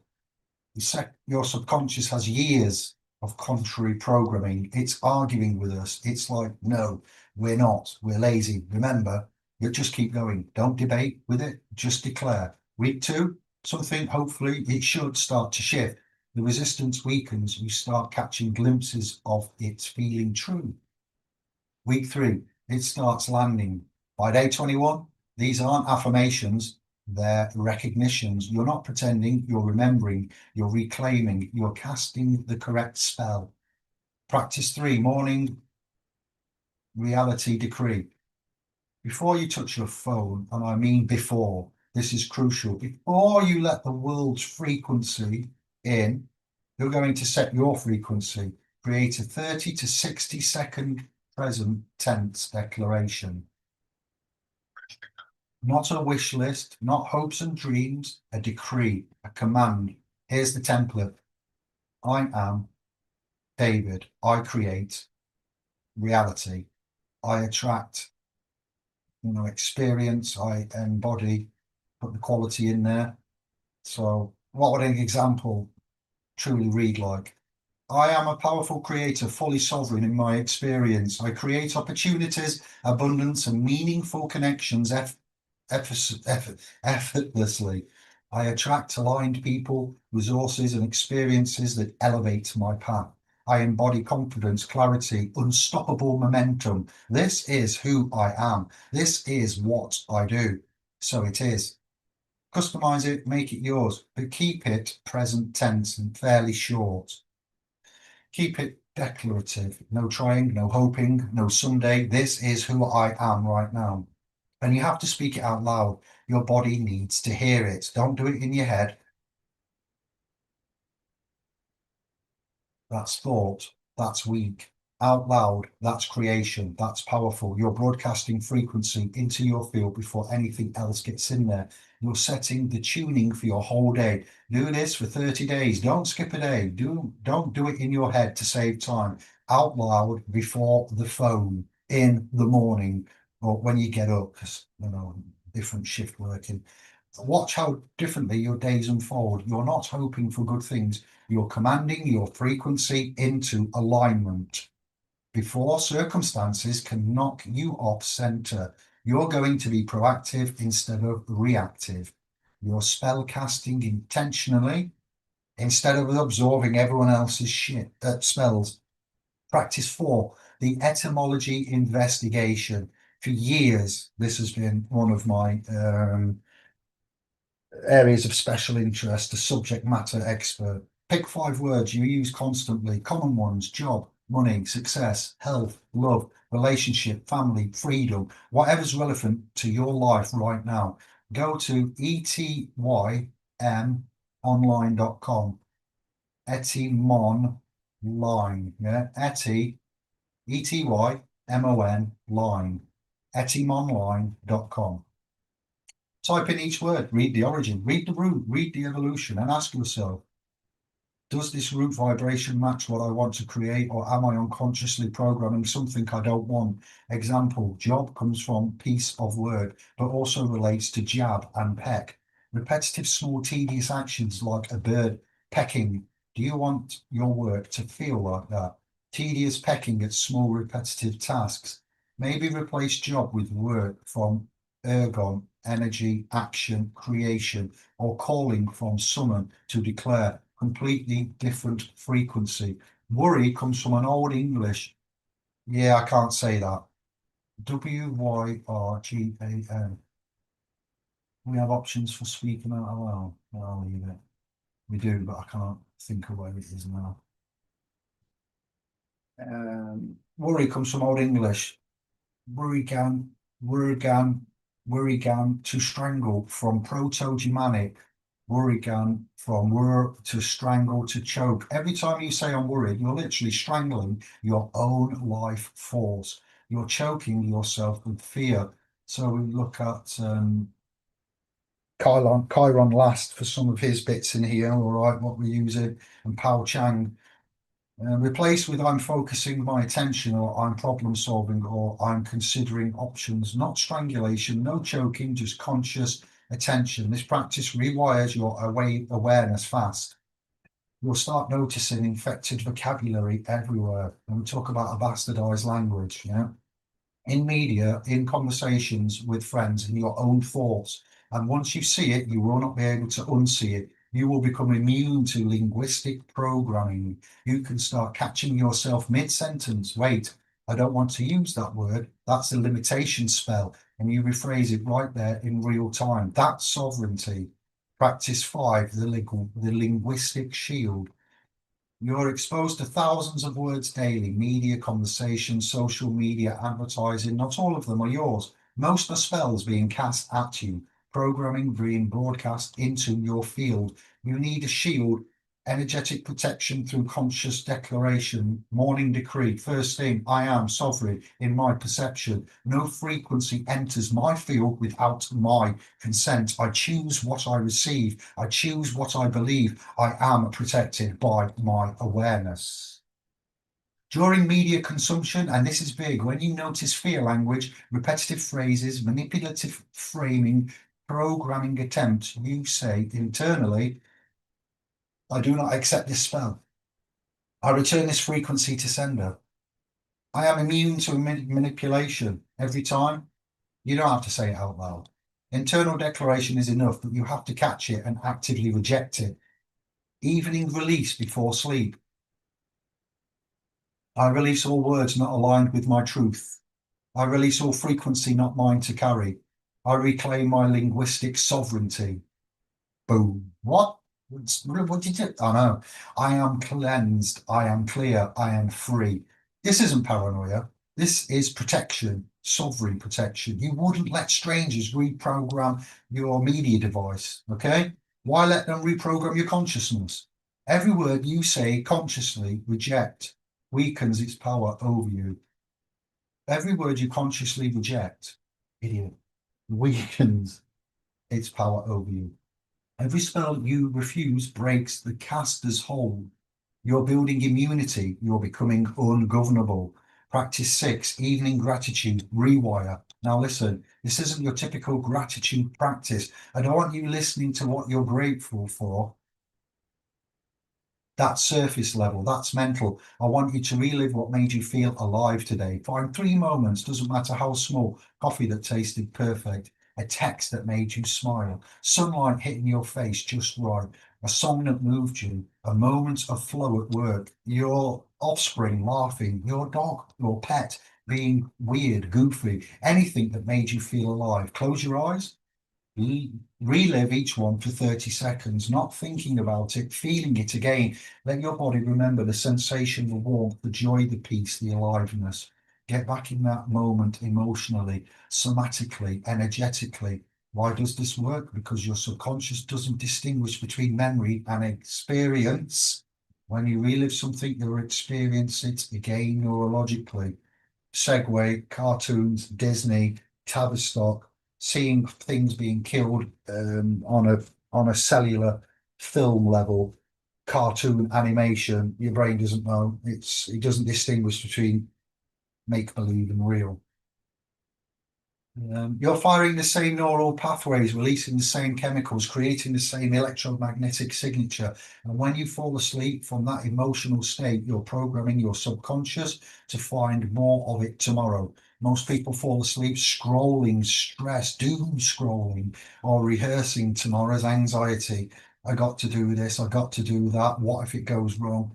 They're programming their subconscious to expect more stress, to scan for problems, to find threats. Flip the script every day by remembering what worked, what felt good, what made you feel alive. Your brain will deliver more of it. That's how the reticular activating system works. What? I know. It's still good. This is a good one, isn't it? How good is this? Is this not soul food? December, January. Yeah, this time. Are you happy with this? I do hope so. I really do. I'm very happy with it. So now you know. You came here wondering if words really controlled reality, maybe skeptical, maybe curious, maybe desperate for something that actually works after trying everything else. You're leaving with proof. Water crystals responding to frequency, etymology, revealing hidden programming, quantum physics by showing consciousness collapses possibility into form, biblical authority declaring words create life and death. What more do you need? Yeah? What? Boom Shankar. Electromagnetic fields generated by your heart affecting everything around you. Linguistic programming, systems that have been hidden from you deliberately, systemically, globally, not exclusively, but we'll say, as is in this presentation document, 1946. Because they knew, the elite knew, if you understand that words are spelled, that every sentence is a contract with reality, that you are the creator of your experience through language, you'd be ungovernable, you'd be sovereign, you'd be dangerous to their control systems, George Carlin. So they removed etymology from schools. They dumbed down vocabulary. They taught our kids emojis instead of Latin. Kids, oops, offspring. See, it's just going to be work in progress. They told you words don't matter. While they studied ancient frequency codes at Eton, Oxford, Cambridge, Yale, and Harvard, they've been spellcasting over you your entire life. Mortgage, death pledge, pharmacy, sorcery, government, mind control, understand, submit. Every word designed to program limitation, submission, and control. You signed, you agreed, you consented because nobody taught you to read the code. But now you know. You decoded the spells. You can never speak unconsciously again. Every conversation is now a conscious ritual. Every sentence is at reality command. Every word is a choice between creating, limitation, or possibility. And you are the spellcaster, not them. You're not broken. You've been speaking the wrong fecking language. Drink, arse, feck. You're not powerless. You've just been convinced that your words don't matter, but words are spells. Every sentence is a contract. Every conversation is a ritual. And you are the spellcaster. You are not a victim of reality. You are the observer who collapses probability into form. You are not at the mercy of circumstances. You are at the frequency that attracts experience. You are not powerless. You just forgot you were casting spells with every breath, with every word, with every declaration. So cast wisely, cast consciously, cast with the full weight of your divine authority, because the universe is listening. Your body is listening. Your cells are listening. Reality is listening. And it always says, yes, well done. Always. It doesn't judge. It doesn't question. It doesn't decide if you're worthy. It just says yes and arranges itself to match your frequency. You are a light being, hue man, hue, light, and man, mind. You are a sound. You are sound moving through form, per son, per through, and son sound. You are electromagnetic frequency wearing meat. You are approximately 70% water and responds to your words. Your body is 70% water and responds, to your words. You are the observer in the quantum field, and observation creates reality. You speak 16,000 words a day approximately. That's 16,000 reality commands, 16,000 spells cast. Today I've already done 16,091 in these 44 pages, page 35 of 44. All right, no, we're not going live tonight. I've spoken on too many words. The question is, what have you been creating? What are you creating right now? What will you create tomorrow? Speak life, choose life, speak power, speak sovereignty, speak abundance, speak health, speak joy, speak freedom, speak easy, and watch reality bend to your word. Watch circumstances shift. Watch opportunities appear. Watch your body respond. Watch your life transform. Not because you got lucky, not because you finally deserved it, because you remembered you're the spellcaster and started using your voice as the creative instrument it's always been. If this woke you up, if something clicked deep in your chest, mind, heart, if you felt that recognition, that remembering, I'd like you to give us a like. I'd like you to share. The algorithm doesn't want you seeing this content. They really don't. Help me beat it. This channel, so many moderators. I'm under a lot of pressure. Facebook, Telegram, YouTube, the website. We're trying our best to spread ourselves all over, but sometimes we need help. Help me get this to more people who need to remember their power.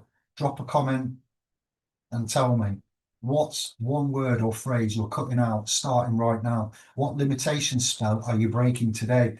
I'm reading every single one. I'll be in the comments. Let's hold each other accountable. Let's build a community of sovereign spellcasters who refuse to speak unconsciously anymore. And I hope you're subscribed. And if not, what you're hanging around at, because this is just the beginning.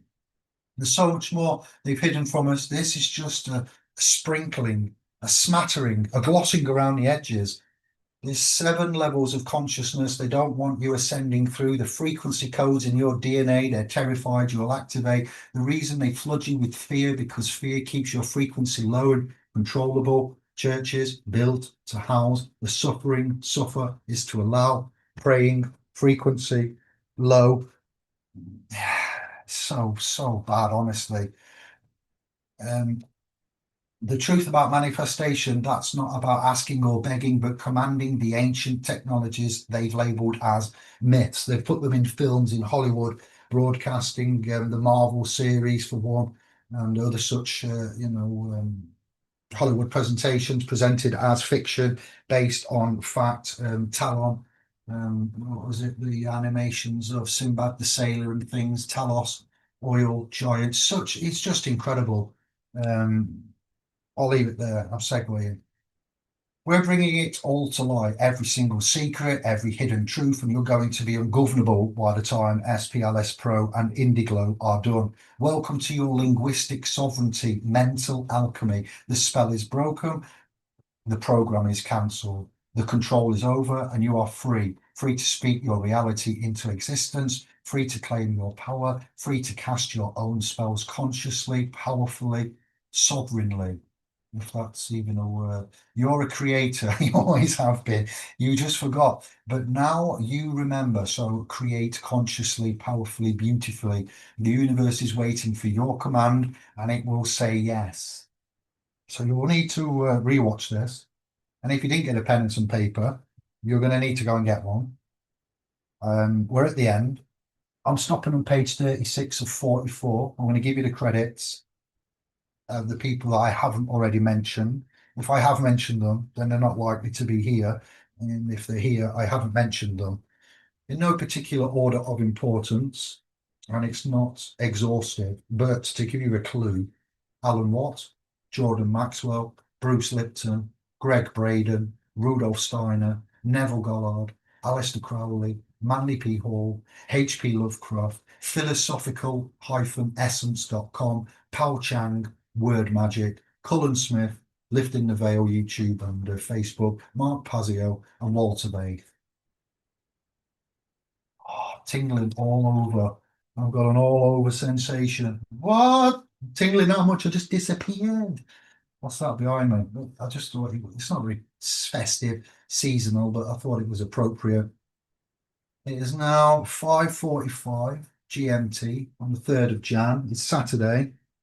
So a little bit, I apologise for the rescheduling, but I don't think I can do another 2 hours, especially with them three idiots, fools, brothers, souls, jokes, bosh. And I will see you soon. So that well, you'll see me with that because Anne Marie has actually got me a tungsten ring for what it's worth. And when you know you're playing the game and you're a player in the game, everything changes. When you don't know you're the player in the game, Sovereign Reset 002, yeah, and go to that one, which is called the Paradox of something, was it? You'll find it. I haven't made my playlist yet. I'm a little bit behind. I've got to do that. But please bear with me. Hopefully, the Paradox of Awakening. There we go. Yeah. SR002, SR003, 5 views. It's unlisted. That's me. All right. So yeah, brilliant. So come back on the 4th of January around about, well, look out for the notifications, but I'll ask the admins, I think 8:30, 9-ish tomorrow. We can go live. I'll give you a live stream cast our show. So apologies, and I hope you love that. I want to see the comments. I want to see interaction. I want to see you read in the description, and you'll get the links to all of our domains and everything. And God bless everyone. Creator bless. Be less. But yeah, 2026, we're set to move on in this direction. We'll have sovereign access services or something. I don't know, SAS. You put out an SOS. We've answered your SOS with an SAS in some respects. We're doing the reset videos. I've had a really rough couple of years, really, really bad couple of years, hard trying, testing, moving forward incrementally in a positive direction, 2 steps back, 1 step forward for 24 months. I've changed mentally, chemically, physically, spiritually. I brought that to you over the years. I've struggled with everything. I'm still estranged from my 2 sons. Haven't seen them for too long. And parental alienation, fractured psychically from my childhood and abuse there. Fractured psychically from the alienation that's happened.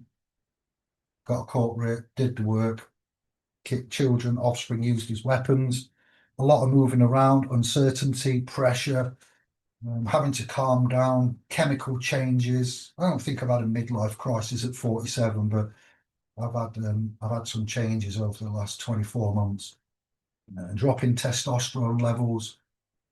I'm not looking for awards. I don't want your sympathy or your pity. All I'm saying is it's been quiet and things have changed and there's been good reason.